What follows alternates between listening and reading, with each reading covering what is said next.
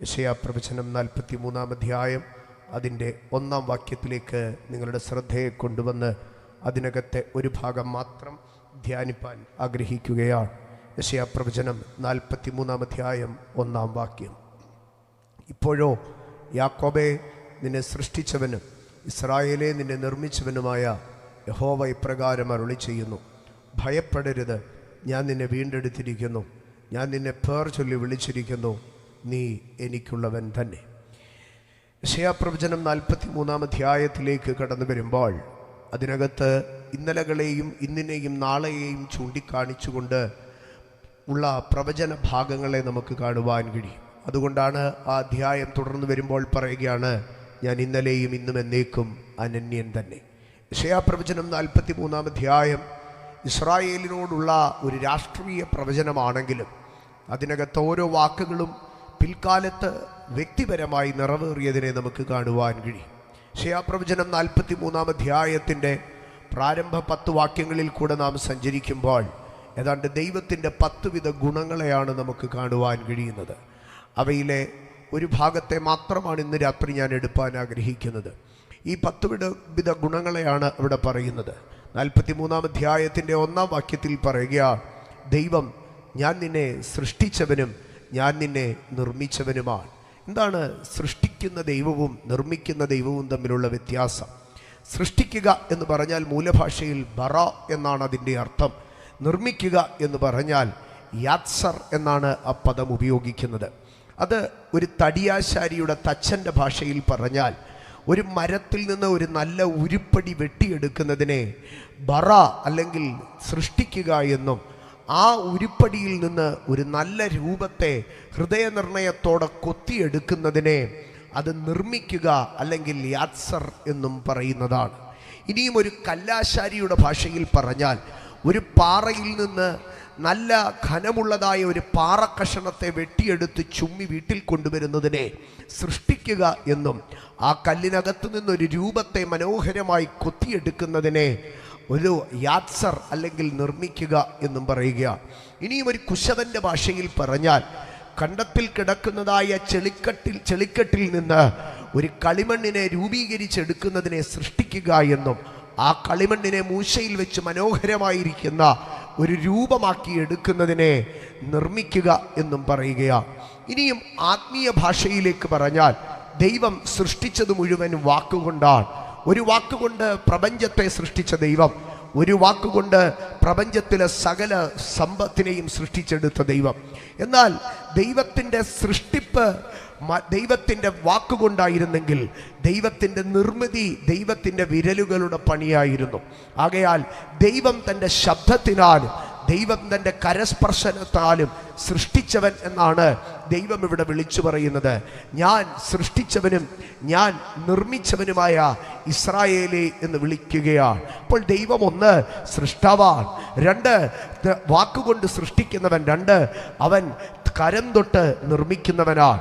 3-മതായി പറയുകയാണ്, ഞാൻ നിന്റെ വീണ്ടെടുപ്പുകാരനാണ്.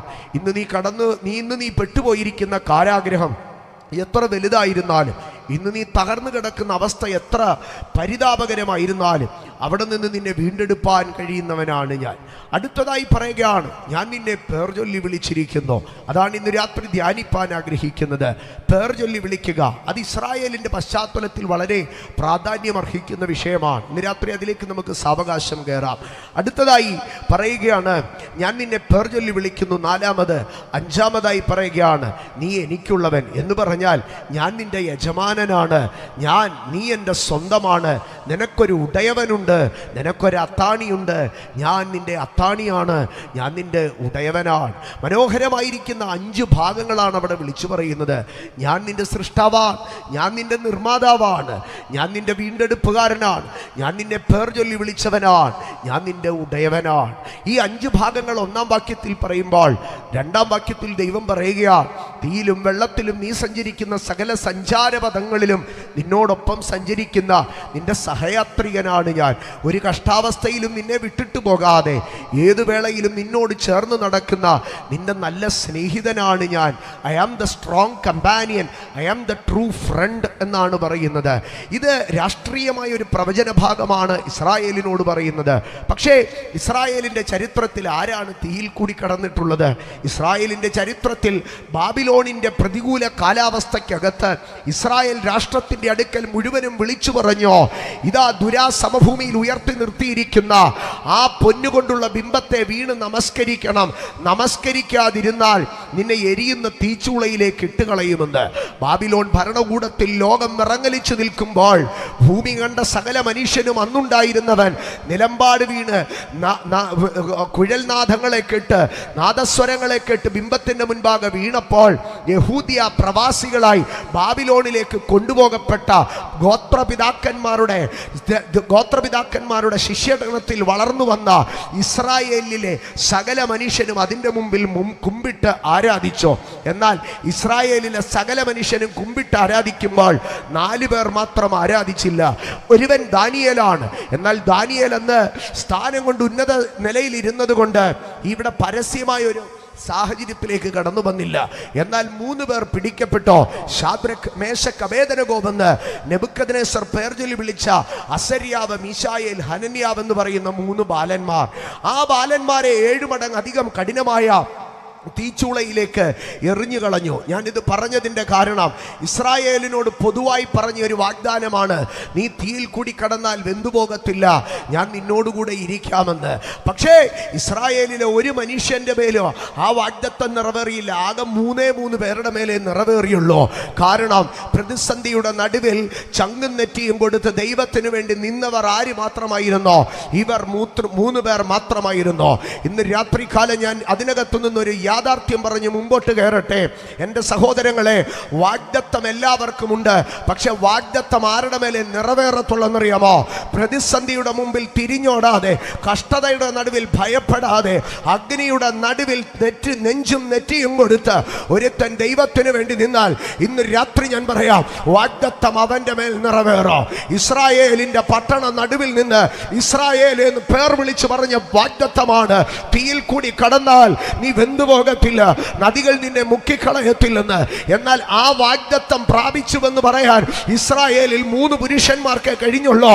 കാരണം എരുതിയുടെ നടുവിൽ നെബൂഖദ്നേസറിന്റെ ഭീമത്സമായ ഭീഷണിയുടെ സ്വരത്തിങ്കൽ മുട്ടുമടക്കാതെ നെഞ്ചുപതറാതെ നിന്ന 3 പേർ ഇന്ന് രാത്രി ഞാൻ വിളിച്ചു പറയുകയാണ്, വിശ്വാസമുള്ളവന് പ്രതികൂലമുണ്ട്. പക്ഷെ പ്രതികൂലത്തിൽ നീ വഴിമാറാതെ നിന്നാൽ, പ്രതിസന്ധിയിൽ നിന്നെ മുട്ടുവിറയ്ക്കാതെ നിന്നാൽ, ആടിയുലയുന്ന ഈ കപ്പലിനകത്ത് ഈശാനമൂലൻ നിനക്കെതിരെ വീശിയടിക്കുമ്പോൾ വിളിച്ച ദൈവം വിശ്വസ്തനെന്ന് ഏറ്റുപറഞ്ഞ് അവന്റെ വലം കൈയിൽ മുറുകെ പിടിച്ചു നിന്നാൽ ഇന്ന് രാത്രി ഞാൻ നിന്നോട് പറയുന്നു, നിന്റെ മേലായിരിക്കും ആ വാഗ്ദത്തം നിറവേറുന്നത്. നിന്റെ മേലായിരിക്കും ആ വാഗ്ദത്തം നിറവേറുന്നത്. ഇന്ന് രാത്രികാല് ലഘുവല്ലാത്ത പരീക്ഷയിലേക്ക് അകാരണമായി നീ കയറിക്കൂടുമ്പോൾ ഈ രാത്രി തിരിച്ചറിഞ്ഞാട്ട് ഇതെന്റെ വാഗ്ദത്തം നിവർത്തീകരിക്കപ്പെടുവാനുള്ളതാണ്. അപ്പൊ ദൈവത്തോട് പറയുകയാണ്, നീ തീയിലും വെള്ളത്തിലും കൂടി കിടക്കുക. തീയുടെ പ്രത്യേകത എന്താണെന്നറിയാമോ? തീ ഒരു സംഗതിയുടെ രൂപത്തെ ഇല്ലാതാക്കി കളയുക. തീക്കകത്ത് ഏതൊരു സാധനം വന്നാലും എന്ത് സംഭവിക്കുമെന്നറിയാമോ? തീ അതിൻ്റെ രൂപത്തെ കെടുത്തിക്കളയുക. ഇരുമ്പ് തീയിൽ വീണാൽ അതിൻ്റെ ഷേപ്പ് പോകുക, പ്ലാസ്റ്റിക് തീയിൽ വീണാൽ ഷേപ്പ് പോകുക, ഏതിൻ്റെ ഈ ഷേപ്പ് മാറിപ്പോകുക.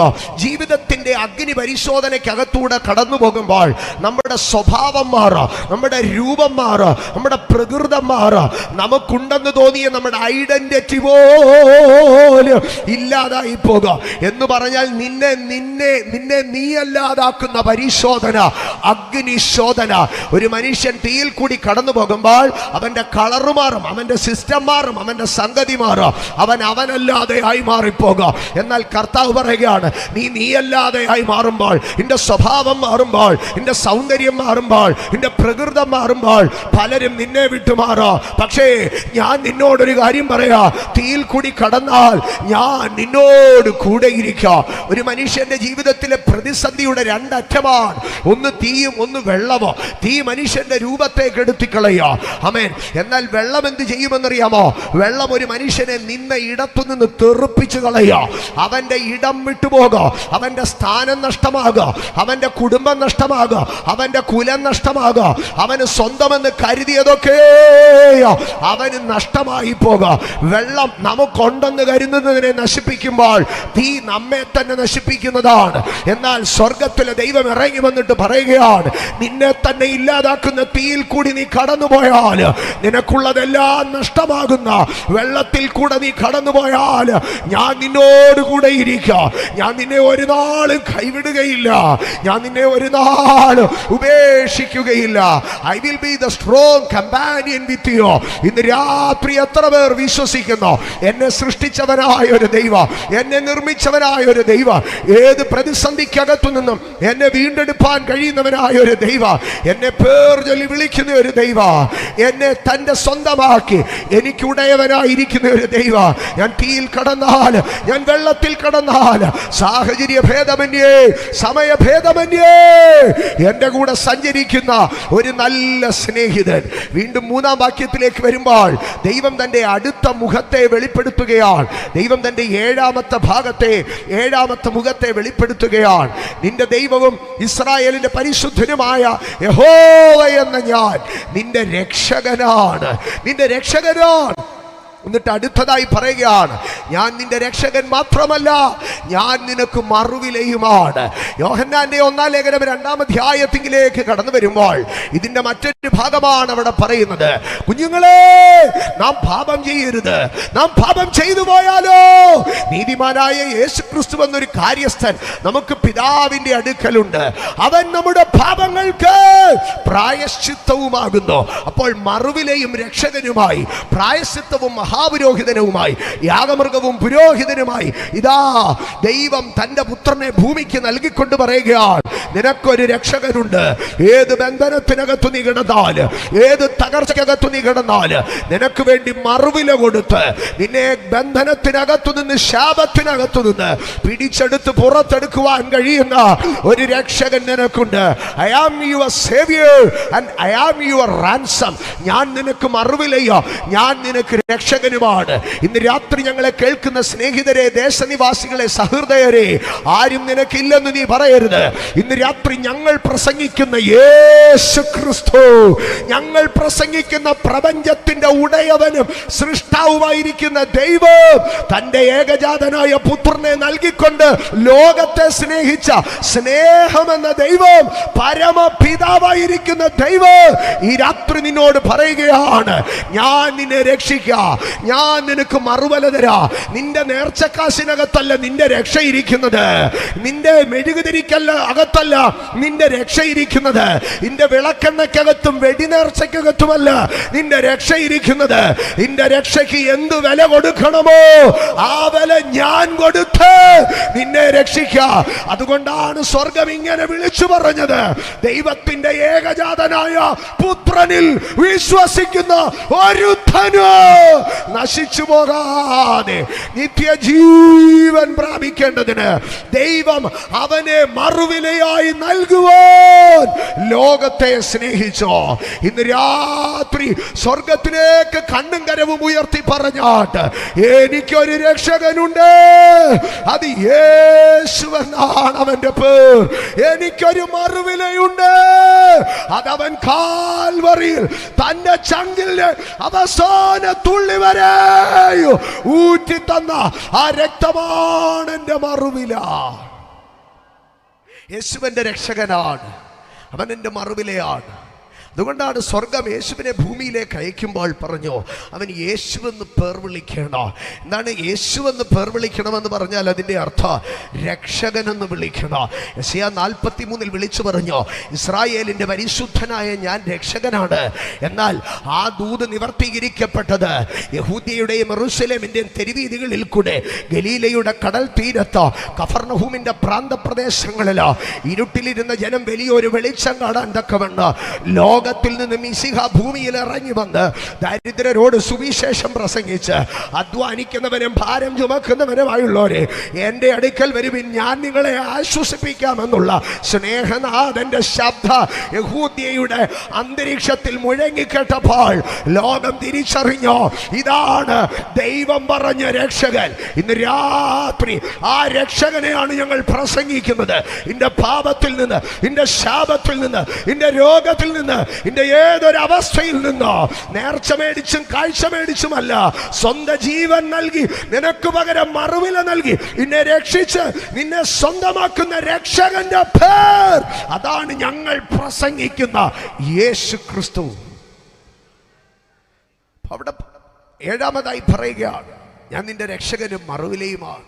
വീണ്ടും അതിൻ്റെ 4-ാം വാക്യത്തിലേക്ക് വരുമ്പോൾ 8-ാമത്തെ വിഷയം പറയുകയാണ്, നീ എനിക്ക് വിലയേറിയവനും മാന്യനുമായി ഞാൻ നിന്നെ സ്നേഹിക്കുകയാണ്. ഐ ആം ദൈ ലവർ. ഞാൻ നിന്നെ ഭയങ്കരമായി സ്നേഹിക്കുന്നുണ്ട്. എനിക്ക് നിന്നോട് ഒത്തിരി ഇഷ്ടമുണ്ട്. ആ സ്നേഹത്തിൻ്റെ പ്രത്യേകത എന്താണെന്നറിയാമോ? ഒരു ഭിക്ഷക്കാരനോട് കാണിക്കുന്ന സ്നേഹമല്ല എനിക്ക് നിന്നോടുള്ളത്. ഒരു സിമ്പതറ്റിക്കൽ ലവ് അല്ല എനിക്ക് നിന്നോടുള്ളത്. ഒരു എമ്പതറ്റിക്കൽ ലവ് അല്ല എനിക്ക് നിന്നോടുള്ളത്. But I love you honourably. ഞാൻ നിന്നെ ബഹുമാനത്തോടെ സ്നേഹിക്കുന്നു. ഇന്ന് രാത്രി എന്നെ കേൾക്കുന്ന എൻ്റെ സഹോദരങ്ങളെ, സ്നേഹിതരെ, ഞാൻ നിങ്ങളോട് ചോദിക്കട്ടെ. നിങ്ങളോട് ഒത്തിരി പേർക്ക് സ്നേഹമുണ്ട്, കനിവുണ്ട്, ദയയുണ്ട്, മനസ്സലിവുണ്ട്, ശരിയാണ്. പക്ഷെ ഞാൻ ചോദിക്കുന്നു, how many of them love you in a honourable manner? ഒരു മാന്യതയോടുകൂടെ നിന്നെ എത്ര പേർ സ്നേഹിക്കുന്നുണ്ട്? ഇന്ന് രാത്രി അതാണ് ദൈവസ്നേഹത്തിൻ്റെ പ്രത്യേകത. നീ എനിക്ക് വിലയേറിയവനും മാന്യനുമായി സ്നേഹിക്കണം. ആമേൻ. നമ്മൾ ചില കല്യാണങ്ങൾക്കൊക്കെ പോയി കഴിഞ്ഞാൽ, ആമേൻ, നമുക്കത്ര അടുപ്പമില്ലാത്ത കല്യാണമാണെങ്കിൽ എന്ത് പറയാം? യോ, വന്നതിൽ ഒത്തിരി സന്തോഷം, ആഹാരമൊക്കെ കഴിച്ചിട്ട് പോകണമെന്ന് പറയും. ഇനിയും ഒത്തിരി അടുപ്പമുള്ള കല്യാണമാണെങ്കിൽ എന്ത് പറയുക?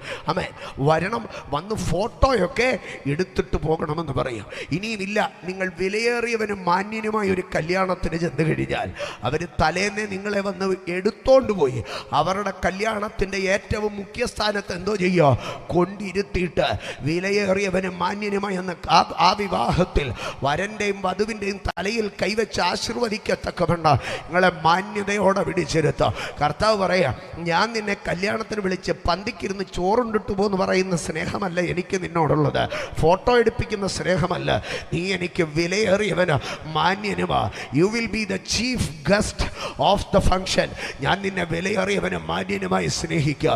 ഇന്ന് രാത്രികാലം പലരും നിന്നെ തിരസ്കരിക്കുമ്പോൾ, പലരും നിന്നെ റിജക്റ്റ് ചെയ്യുമ്പോൾ, പലരും നിന്നെ താഴ്ത്തിക്കെട്ടുമ്പോൾ, ഇകഴ്ത്തി സംസാരിക്കുമ്പോൾ, ഹ്യൂമിലിയേറ്റ് ചെയ്യുമ്പോൾ, ആമേൻ, നിന്റെ കളറ് നോക്കി, ക്രീഡ് നോക്കി, കാസ്റ്റ് നോക്കി, കഴിവ് നോക്കി, പ്രാപ്തി നോക്കി, ഉയരം നോക്കി അളന്നു കുറിച്ച് നിന്നെ മാറ്റി നിർത്തുമ്പോൾ തിരിഞ്ഞ് ഇപ്പുറത്തോട്ട് മാറി നിന്ന് പറ, നീ പോടാവേ, എന്നെ നിന്നെക്കാട്ടിലും എന്നെ മാന്യനായി സ്നേഹിക്കുന്ന, എനിക്ക് വില നൽകി ആദരിച്ച് സ്നേഹിക്കുന്ന ഒരുത്തൻ എനിക്കുണ്ട്. അവൻ അഖിലാണ്ടത്തിന്റെ ഉടയവനാണ്. അവൻ പ്രപഞ്ചത്തിന്റെ നിർമ്മാതാവാണ്. നിന്നെ വിലയേറിയവനും മാന്യനുമായി സ്നേഹിച്ചിരിക്കുന്നു. ആമേൻ. വിലയേറിയവനും മാന്യനുമായി. ഇന്ന് രാത്രി ഞാൻ പറയട്ടെ, സ്നേഹം അനുഗ്രഹമാണ്. പക്ഷേ സ്നേഹം പലപ്പോഴും വഞ്ചനാപരമാണ്. ഇന്ന് രാത്രി ഞാൻ എന്നെ കേൾക്കുന്ന എൻ്റെ കുഞ്ഞുങ്ങൾ യൗവനക്കാരോട് പറയുകയാണ്, you deserve honour. You deserve honour. നീ മാന്യത അർഹിക്കുന്നവനാണ്. കാരണം നിൻ്റെ ദൈവം നിന്നെ മാന്യത തരാതെ സ്നേഹിച്ചിട്ടില്ല. നിൻ്റെ ദൈവം നിന്നെ മാനിക്കുന്നെങ്കിൽ പിന്നെ നീ എന്തിന് മനുഷ്യൻ്റെ അപമാനത്തിന് നിന്നു കൊടുക്കണം? അപമാനത്തെ അലക്ഷ്യമാക്കി ക്രിസ്തുവിൻ്റെ മാന്യതയ്ക്കകത്ത് ജീവിക്ക്. നീ ഒരു മാന്യനാണ്. ഇന്ന് രാത്രി ഇതിനകത്തിരിക്കുന്ന ഓരോരുത്തരോടും ഞാൻ പറയട്ടെ, നിങ്ങൾ മാന്യരാണ്, നിങ്ങൾ ആദരണീയരാണ്. കാരണം സ്വർഗത്തിലെ ദൈവം നിങ്ങളെ മാനിച്ചിരിക്കുകയാണ്. സ്വർഗത്തിലെ ദൈവം, ഹി ലവ്ഡ് യു ഓണറബിളി. അവൻ നിങ്ങളെ അഭിമാനകരമായി സ്നേഹിക്കുന്നു. അവൻ നിങ്ങളെ മാന്യകരമായി, വിലയേറിയവനും മാന്യനുമായി സ്നേഹിക്കുന്നു. വീണ്ടും അതിൻ്റെ 5 മുതൽ 8 വരെയുള്ള വാക്യങ്ങളിലേക്ക് വരുമ്പോൾ അവിടെ ദൈവം രക്ഷകനും സ്നേഹിതനുമായിട്ടൊന്നുമല്ല പറയുന്നത്. ചിതറിപ്പോയ എണ്ണമറ്റ ജനതകളെ, തൻ്റെ മക്കളെ നോക്കിയിട്ട് പറയുകയാണ്, ഞാൻ കിഴക്ക് നിന്നും പടിഞ്ഞാറ് നിന്നും തെക്ക് നിന്നും വടക്ക് നിന്നും രാജ്യങ്ങളുടെ തലസ്ഥാനങ്ങളിൽ ചെന്ന് നിന്ന് രാജ്യങ്ങളുടെ തലസ്ഥാനങ്ങൾ കേൾക്കെ എൻ്റെ ജനത്തെ ഞാൻ മടക്കി വിളിച്ചു കൊണ്ടുവരിക, ഞാൻ തിരിച്ചു വിളിച്ചു കൊണ്ടുവരുമെന്ന്. എന്ന് പറഞ്ഞാൽ രാജ്യങ്ങളുടെ മേൽ അധികാരമുള്ള ഒരു രാജാവും കർത്താവുമായിരിക്കും ഞാൻ. എൻ്റെ സഹോദരങ്ങളെ, ഇതൊക്കെ പിൽക്കാലത്ത് അക്ഷരം പ്രതി നിറവേറി. ഇസ്രായേലിൻ്റെ 70 സംവത്സരത്തെ ബാബേൽ പ്രവാസം കഴിഞ്ഞിട്ട് സ്തോത്രം ഇസ്രായേലിൻ്റെ മണ്ണിലേക്ക്, യഹൂദ്യയിലേക്ക് പേർഷ്യൻ രാജാവായ കോരേശ് തൻ്റെ ജനത്തെ മടക്കി അയക്കുമ്പോൾ ഈ പ്രവചനദൂത് നിവർത്തീകരിക്കപ്പെടുകയായിരുന്നു. ഇന്ന് 2025 ഡിസംബർ മാസത്തിലേക്ക് കടന്നു വരുമ്പോൾ ഈ മാസത്തിലെ ഇന്ത്യൻ മാധ്യമങ്ങളിൽ ഒരു വാർത്തയുണ്ടായി. ഇന്ത്യയുടെ കിഴക്കൻ സംസ്ഥാനങ്ങളിൽ നിന്ന് വടക്ക് കിഴക്കൻ നോർത്ത് ഈസ്റ്റ് സംസ്ഥാനങ്ങളിൽ ഇനിയും ശേഷിപ്പുള്ള ഇസ്രായേലിയ യഹൂദരെ അവരെന്ത് ചെയ്യുകയാണ്? യഹൂദ നാട്ടിലേക്ക് മടക്കി കൊണ്ടുപോവുകയാണെന്ന് കണ്ടോ. ഇന്ന് ഇന്ത്യയുടെ വടക്ക് കിഴക്കൻ സംസ്ഥാനങ്ങളിൽ വരെ ചിതറിപ്പോയതായ യഹൂദന്മാരെ മടക്കി കൊണ്ടുപോവുകയാണ്. ഇന്ത്യൻ ഗവൺമെന്റ് അതിന് സകല ഒത്താശയും ചെയ്തു കൊടുക്കുകയാണ്. എന്താണ് കാരണം? യെശയ്യാ 43 ദൈവത്തിന്റെ വാഗ്ദത്തമാണ്. He is the king over nations. അല്ലെങ്കിൽ ഒറ്റ വാക്കിൽ ഇങ്ങനെ പറയാ, അവൻ രാജാതി രാജാവാണ്. അതാണ് കർത്താവ് 9ാമതായി തന്നെ അവിടെ പരിചയപ്പെടുത്തുന്നത്. 10ാമതായി കർത്താവ് അതിൻ്റെ 10ാം വാക്യത്തിൽ പറയുന്ന ഭാഗം ഇങ്ങനെയാണ്. 10ാം വാക്യത്തിൽ കർത്താവ് പറയുകയാണ്, നിങ്ങൾ എന്നെ അറിഞ്ഞ് വിശ്വസിക്കുകയും ഗ്രഹിക്കുകയും ചെയ്യേണ്ടതിന് ഞാൻ നിങ്ങളോട് പറയുന്നു, എനിക്ക് മുമ്പേ ഒരു ദൈവവും ഉണ്ടായിട്ടില്ല, എൻ്റെ ശേഷവും ഒരു ദൈവവും ഉണ്ടാകത്തില്ല. എന്ന് പറഞ്ഞാൽ I am the only God, ഞാനാകുന്നു ഏക സത്യ ദൈവ. ഇന്ന് രാത്രി ഞാൻ അതിനെ പറഞ്ഞിട്ട് ഞാൻ അത് പ്രാരംഭ വാക്യത്തിലേക്ക് വരികയാണ്. 10ാമതായി ദൈവം ഇസ്രായേലിനോട് വിളിച്ചു പറയുകയാണ്, എനിക്ക് മുൻപേ ഒരു ദൈവവും ഉണ്ടായിട്ടില്ല, എനിക്ക് ശേഷം ഒരു ദൈവവും ഉണ്ടാകത്തുമില്ല. ഏക ദൈവ, സത്യ ദൈവ, അത് ഞാനാകുന്നു. ഇന്ന് രാത്രികാലം ഈ പന്തലിലിരിക്കുന്ന ദൈവജനത്തെ ഓർത്ത്, ആമേൻ, സമീപ സ്ഥലങ്ങളിലിരിക്കുന്ന ദൈവജനത്തെ ഓർത്ത് ഞാൻ ദൈവത്തിന് സ്തോത്രം ചെയ്യുന്നു. കാരണം ഈ ഏക സത്യ ദൈവത്തെ കണ്ടുമുട്ടുവാൻ, ആ സത്യ ദൈവത്തെ തന്നെ ദൈവമേ എന്ന് വിളിക്കുവാൻ ഭാഗ്യം ലഭിച്ചതോർത്ത് ദൈവത്തിന് സ്തോത്രം. എത്രയോ പഠിപ്പും വിദ്യാഭ്യാസവുമുള്ളവർ, ഉന്നത കുലജാതന്മാരെന്ന് സ്വയം പ്രശംസിക്കുന്നവർ, സർവ പണ്ഡിതരെന്ന് അഭിമാനിക്കുന്നവർ, തങ്ങൾ പ്രാപിച്ച വിദ്യയിലും അറിവിലും അഭിരമിക്കുന്നവർ വ്യാജ ദൈവങ്ങളെ ദൈവമേ എന്ന് വിളിച്ച് പൊട്ടം കളിക്കുമ്പോൾ ഏക സത്യ ദൈവത്തെ, ഒറിജിനൽ ദൈവത്തെ ദൈവമേ എന്ന് വിളിപ്പാൻ ഒരു വ്യാജ ദൈവത്തിന്റെ പുറകെ പോയി കബളിപ്പിക്കപ്പെടാതെ, കണ്ണുണ്ടെങ്കിലും കാണാത്ത, ചെവിയുണ്ടെങ്കിലും കേൾക്കാത്ത, വായുണ്ടെങ്കിലും സംസാരിക്കാത്ത, കാലുണ്ടെങ്കിലും നടക്കാൻ കഴിയാത്ത, ബലഹീനപ്പെട്ട ആരെങ്കിലും ചുമ്മിക്കൊണ്ട് നടക്കുന്ന ഒരു വ്യാജ ദൈവത്തെ അല്ല, ഒറിജിനൽ ദൈവത്തെ ആരാധിപ്പാൻ സ്വർഗം നൽകിയ ഭാഗ്യത്തെ ഓർത്ത് ഇന്ന് രാത്രി കരമടിച്ച് കരമുയർത്തി ദൈവത്തിന് സ്തോത്രം.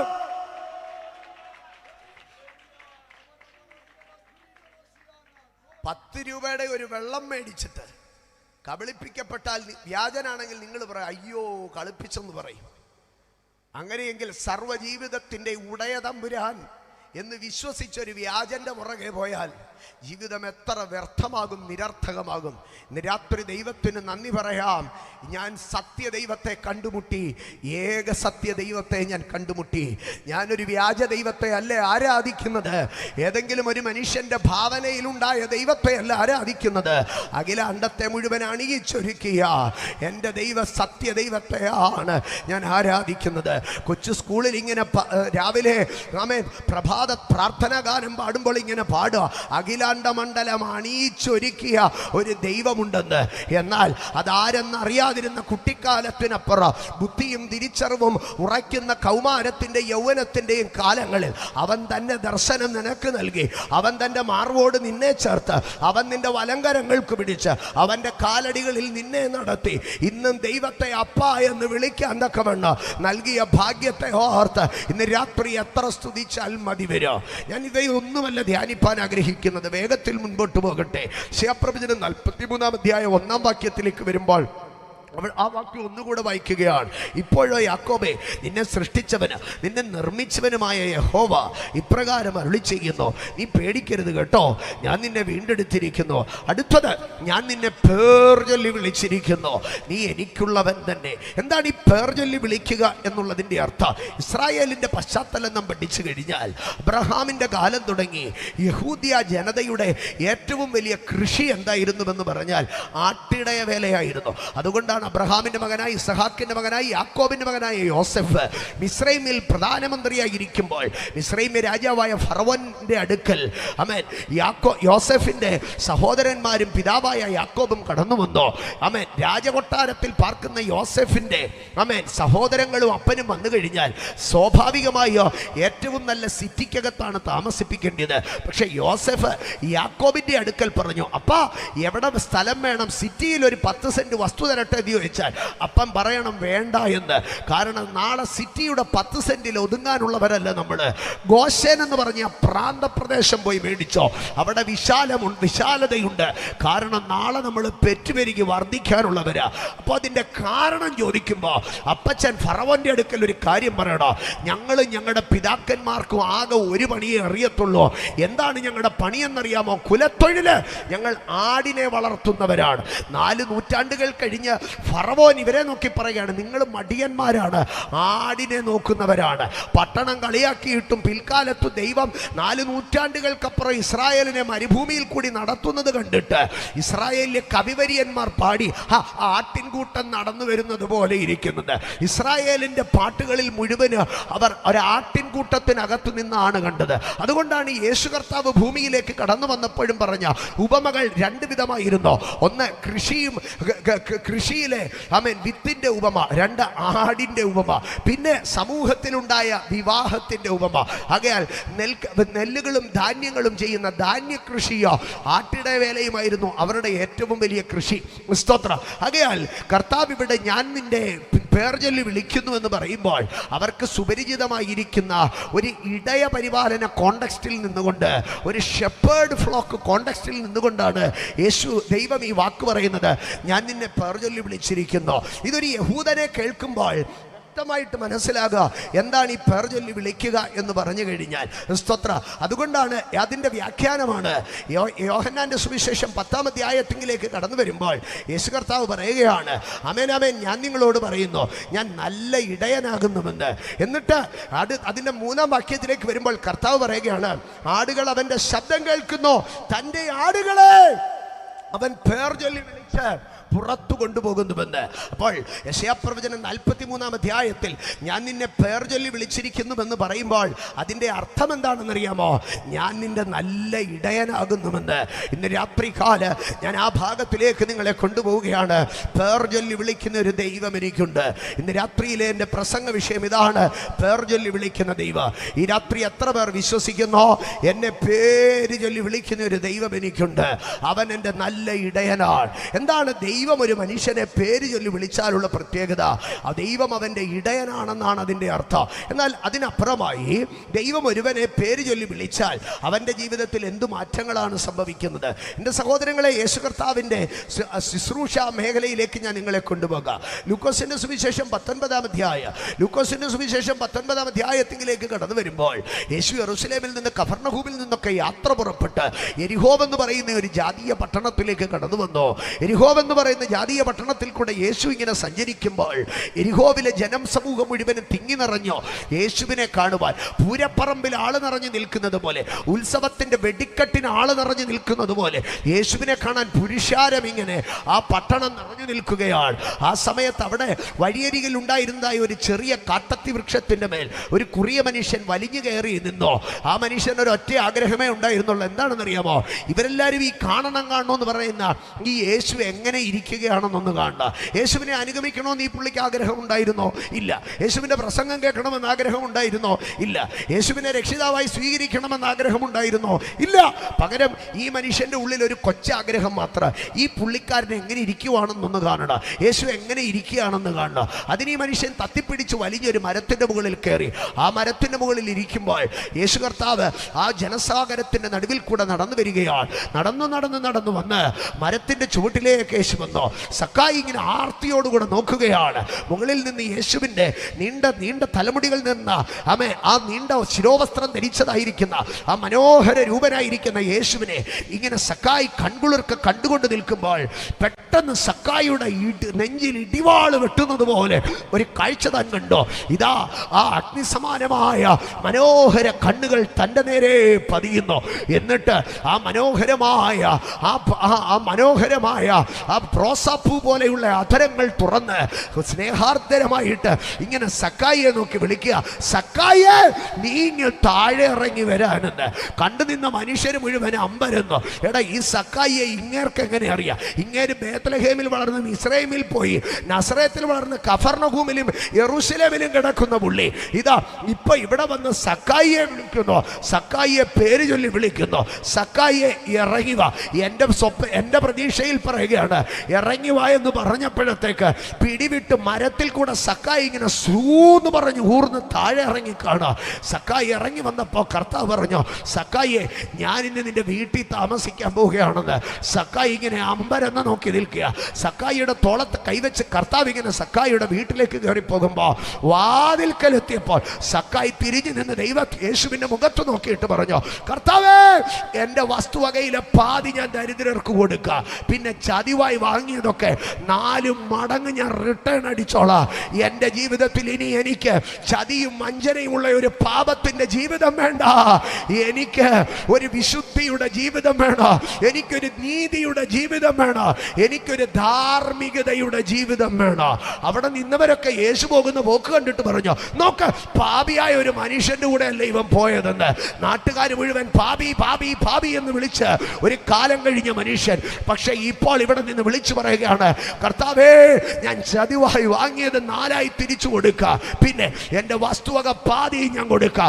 എനിക്ക് ഭൂതലത്തിൽ ഒന്നുമില്ലെങ്കിലോ നീതിയോടോ ധാർമ്മികതയോടും കൂടെ ജീവിച്ചാൽ മതി. ഞാൻ സക്കായിയുടെ അടുക്കൽ ചോദിച്ചോ, സക്കായി, എങ്ങനെയാണ് ഈ മാനസാന്തരം വന്നത്? സക്കായി, എങ്ങനെയാണ് ഈ സ്വഭാവ രൂപാന്തരം വന്നത്? സക്കായി ആർത്തിയോടെ വെട്ടിപ്പിടിച്ച ചതിയോടും വഞ്ചനയോടും ധാർഷ്ട്യത്തോടും കൂടെ ധിക്കാരത്തോടും കൂടെ വെട്ടിപ്പിടിച്ച ഈ സമ്പത്ത് മുഴുവൻ ഒറ്റയടിക്ക് വിട്ടുകളഞ്ഞ്, ആമേ, നിനക്ക് എങ്ങനെയാണ് ഇത് കഴിഞ്ഞത്? സക്കായി തിരിച്ചെന്നോട് ഇങ്ങനെ മറുപടി പറഞ്ഞു, കുഞ്ഞെ, നിനക്കറിയത്തില്ല, ആ അരുമനാഥന്റെ അധരത്തിൽ നിന്ന് എൻ്റെ പേർ ചൊല്ലി വിളിക്കുന്ന ശബ്ദം ഞാൻ കേട്ടപ്പോൾ എൻ്റെ ബുദ്ധിയെ അന്ധമാക്കിയിരുന്ന, എൻ്റെ ചിന്തകളെ അന്ധമാക്കിയിരുന്ന പാപത്തിന്റെ ചങ്ങല എന്നിൽ നിന്ന് അഴിഞ്ഞു പോകുന്നത് ഞാൻ കണ്ടോ. യേശു കർത്താവ് തിരിഞ്ഞു നിന്ന്, ഇവൻ ഭാവിയാണെന്ന് പറഞ്ഞ നാട്ടുകാരുടെ അടുക്ക പറഞ്ഞു, ഇവൻ അബ്രഹാമിന്റെ സന്തതിയാ, ഇവന് രക്ഷ വന്നിരിക്കുന്നു. എൻ്റെ സഹോദരങ്ങളെ, എന്ന് പറഞ്ഞാൽ ഇവൻ ഇന്ന് താമസിക്കുന്നത് യെരിഹോവില. പക്ഷേ ഇവന്റെ മേൽ കിടക്കുന്ന DNA ഏതാണെന്നറിയാമോ? യഹൂദന്റെ DNA. ഇന്ന് രാത്രികാലം ഞാൻ പറയുകയാണ്, നീ ഏത് യെരിഹോവിൽ പോയി താമസിച്ചാൽ, നീ ഏത് പാപത്തിന്റെ കെട്ടിനകത്ത് പോയി താമസിച്ചാൽ, നീ ഏത് ദൈവ വഴി വിട്ട മാർഗത്തിലേക്ക് പോയാൽ, നിന്നെ സൃഷ്ടിച്ചവൻ, നിന്റെ ഉടയ തമ്പുരാൻ നിന്റെ അടുക്കൽ വന്ന് നിന്നെ പേർ ചൊല്ലി വിളിക്കുകയാണ്. ഇന്ന് രാത്രി അവന്റെ ശബ്ദം, നിന്നെ പേർ ചൊല്ലി വിളിക്കുന്ന ശബ്ദം നിനക്ക് കേൾക്കുവാൻ കഴിയുമെങ്കിൽ ഇന്ന് രാത്രി പാപം അന്ധമാക്കിയ നിന്റെ കണ്ണുകൾ തുറക്കുക. പാപം ചുമടായി തീർന്ന നിന്റെ ജീവിതത്തിന്റെ ഭാരമഴിയോ. യേശു പേർ ചൊല്ലി വിളിച്ചാൽ എന്ത് സംഭവിക്കുമെന്നറിയാമോ? ഒരു മനുഷ്യന്റെ പാപത്തിന്റെ ബന്ധനം അവനിൽ നിന്ന് അഴിഞ്ഞു പോകുക. എൻ്റെ സഹോദരങ്ങളെ, കഴിഞ്ഞ രാത്രിയിൽ ഞാൻ പ്രസംഗിച്ച ഒരു ഭാഗമാണ് മാനസാന്തരം. എൻ്റെയോ നിങ്ങളുടെയോ ഉദ്യമത്തിൽ ഉണ്ടാകുന്ന, എൻ്റെയോ നിങ്ങളുടെയോ പരിശ്രമത്തിൽ ഉണ്ടാകുന്ന ഒരു സാധനമേ അല്ല മാനസാന്തരം. നമ്മൾ പലപ്പോഴും പറയും, ഇത്രയൊക്കെ വന്നിട്ടും അവൻ മാനസാന്തരപ്പെട്ടില്ലല്ലോ എന്ന്. എൻ്റെ സഹോദരങ്ങളെ, ഞാനൊരു യാഥാർത്ഥ്യം പറയാം, ആർക്കും അങ്ങനെ മാനസാന്തരപ്പെടാൻ കഴിയത്തില്ല. പകരം മാനസാന്തരം എന്താണെന്നറിയാമോ? മാനസാന്തരം ദൈവത്തിൻ്റെ ദാനമാണ്. മാനസാന്തരം ദൈവത്തിൻ്റെ ദാനമാണ്. എൻ്റെ സഹോദരങ്ങളെ, വിശുദ്ധ തിരുവെഴുത്തിലേക്ക് കടന്നു വരുമ്പോൾ അപ്പോസ്തല പ്രവർത്തികളുടെ പുസ്തകം 11-ാം അധ്യായം 18-ാം വാക്യം, അവിടെ പത്രോസ് ലീഹ യഹൂദ്യയിലെ അപ്പോസ്തലന്മാരുടെയും പരിച്ഛേദനക്കാരുടെയും നടുവിൽ നിന്നുകൊണ്ട് വിളിച്ചു പറയുകയാണ്, ജാതികൾക്കും ജീവപ്രാപ്തിക്കായിട്ട് ദൈവം മാനസാന്തരത്തെ നൽകിയല്ലോ. അപ്പൊ മാനസാന്തരം ദൈവം എന്ത് ചെയ്തെന്നാണ് പറഞ്ഞത്? നൽകി എന്നാണ് പറഞ്ഞത്. വീണ്ടും അപ്പോസ്തല പ്രവർത്തികളുടെ പുസ്തകം 5-ാം അധ്യായം 31-ാം വാക്യത്തിലേക്ക് വരുമ്പോൾ അവിടെ പറയുകയാണ്, മരിച്ചവരുടെ ഇടയിൽ നിന്ന് യേശുവിനെ പ്രഭുവും രക്ഷകനുമായി ഉയർത്തിയിരിക്കൊണ്ട് അവൻ മാനസാന്തരവും പാപമോചനവും ഇസ്രായേലിന് നൽകിയിരിക്കുന്നുവെന്ന്. അപ്പൊ മാനസാന്തര ദൈവത്തിന്റെ ദാനമാണ്. വീണ്ടും തിമോഥെയോസിന് എഴുതിയ 2-ാം ലേഖനം 2-ാം അധ്യായം 25-ാം വാക്യത്തിൽ സഭാപാസ്റ്ററായിരിക്കുന്ന തിമോഥെയോസിന്റെ അടുക്കൽ ദുരുപദേശം കൊണ്ട് വിരോധം പറഞ്ഞ് കയറി വരുന്നവരെ ചൂണ്ടിക്കാണിച്ചിട്ട് പൗലോസ് പറയുകയാണ്, വിരോധികൾക്ക് സത്യത്തിന്റെ പരിജ്ഞാനത്തിനായി ദൈവം മാനസാന്തരത്തെ നൽകുമോ എന്ന് നീ ഒന്ന് ശ്രദ്ധിച്ചു നോക്കണമെന്ന്. അപ്പൊ മാനസാന്തര ഒരു മനുഷ്യന്റെ ഹൃദയത്തിൽ നിന്ന് ഉളവായി വരുന്നതല്ല. മാനസാന്തര പഠിച്ച തത്വസംഹിതയ്ക്കകത്തു നിന്ന് ആമേൻ രൂപപ്പെടുത്തിയെടുക്കുന്നതല്ല. മാനസാന്തര അത് ദൈവത്തിന്റെ ദാനമാണ്. ആമേൻ. യെരിഹോവിലെ കാട്ടത്തിമേലിരുന്ന സക്കായിയെ പേര് ചൊല്ലി യേശു കർത്താവ് വിളിച്ച മാത്രയെ സക്കായിയുടെ അകത്ത് കിടന്ന പാപത്തിന്റെ അന്ധത മാറി. ഇന്ന് രാത്രി യേശു നിന്നെ വിളിക്കുകയാണ്. ഈ രാത്രി യേശു നിന്നെ വിളിക്കുകയാണ്. നിന്റെ പാപത്തിന്റെ ഇരുട്ട് മാറ്റാൻ, നിന്റെ പാപത്തിന്റെ ബന്ധനം അഴിക്കാൻ, നിന്റെ പാപത്തിന്റെ ചുമട് നീക്കാൻ ഈ രാത്രി യേശു നിന്നെ വിളിക്കുകയാണ്. Tonight Jesus is calling you. ഇന്നു രാത്രി യേശു നിന്നെ വിളിക്കുന്നു. എന്ന് പേർ ചൊല്ലി വിളിച്ചതുപോലെ ഈ രാത്രി നിന്റെ പേർ ചൊല്ലി വിളിച്ചിട്ട് പറയുകയാണ്, ഞാൻ നിന്റെ പാപങ്ങളെ പോക്കാം.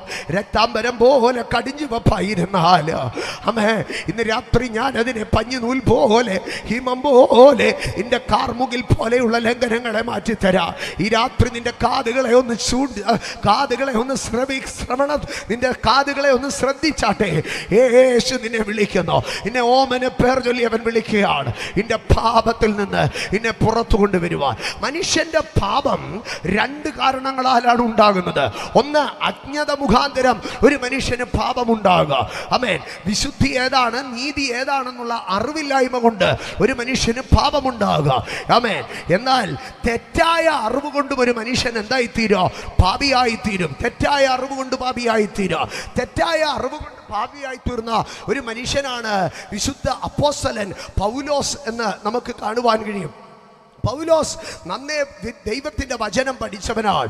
പൗലോസ് നന്നേ ദൈവത്തിന്റെ വചനം ഗമാലിയേൽ എന്ന് പറയുന്ന മനുഷ്യന്റെ ഒരു ശാസ്ത്രിയുടെ പാദപീഠത്തെങ്കിലിരുന്ന് നന്നായി പഠിച്ചതാണ്.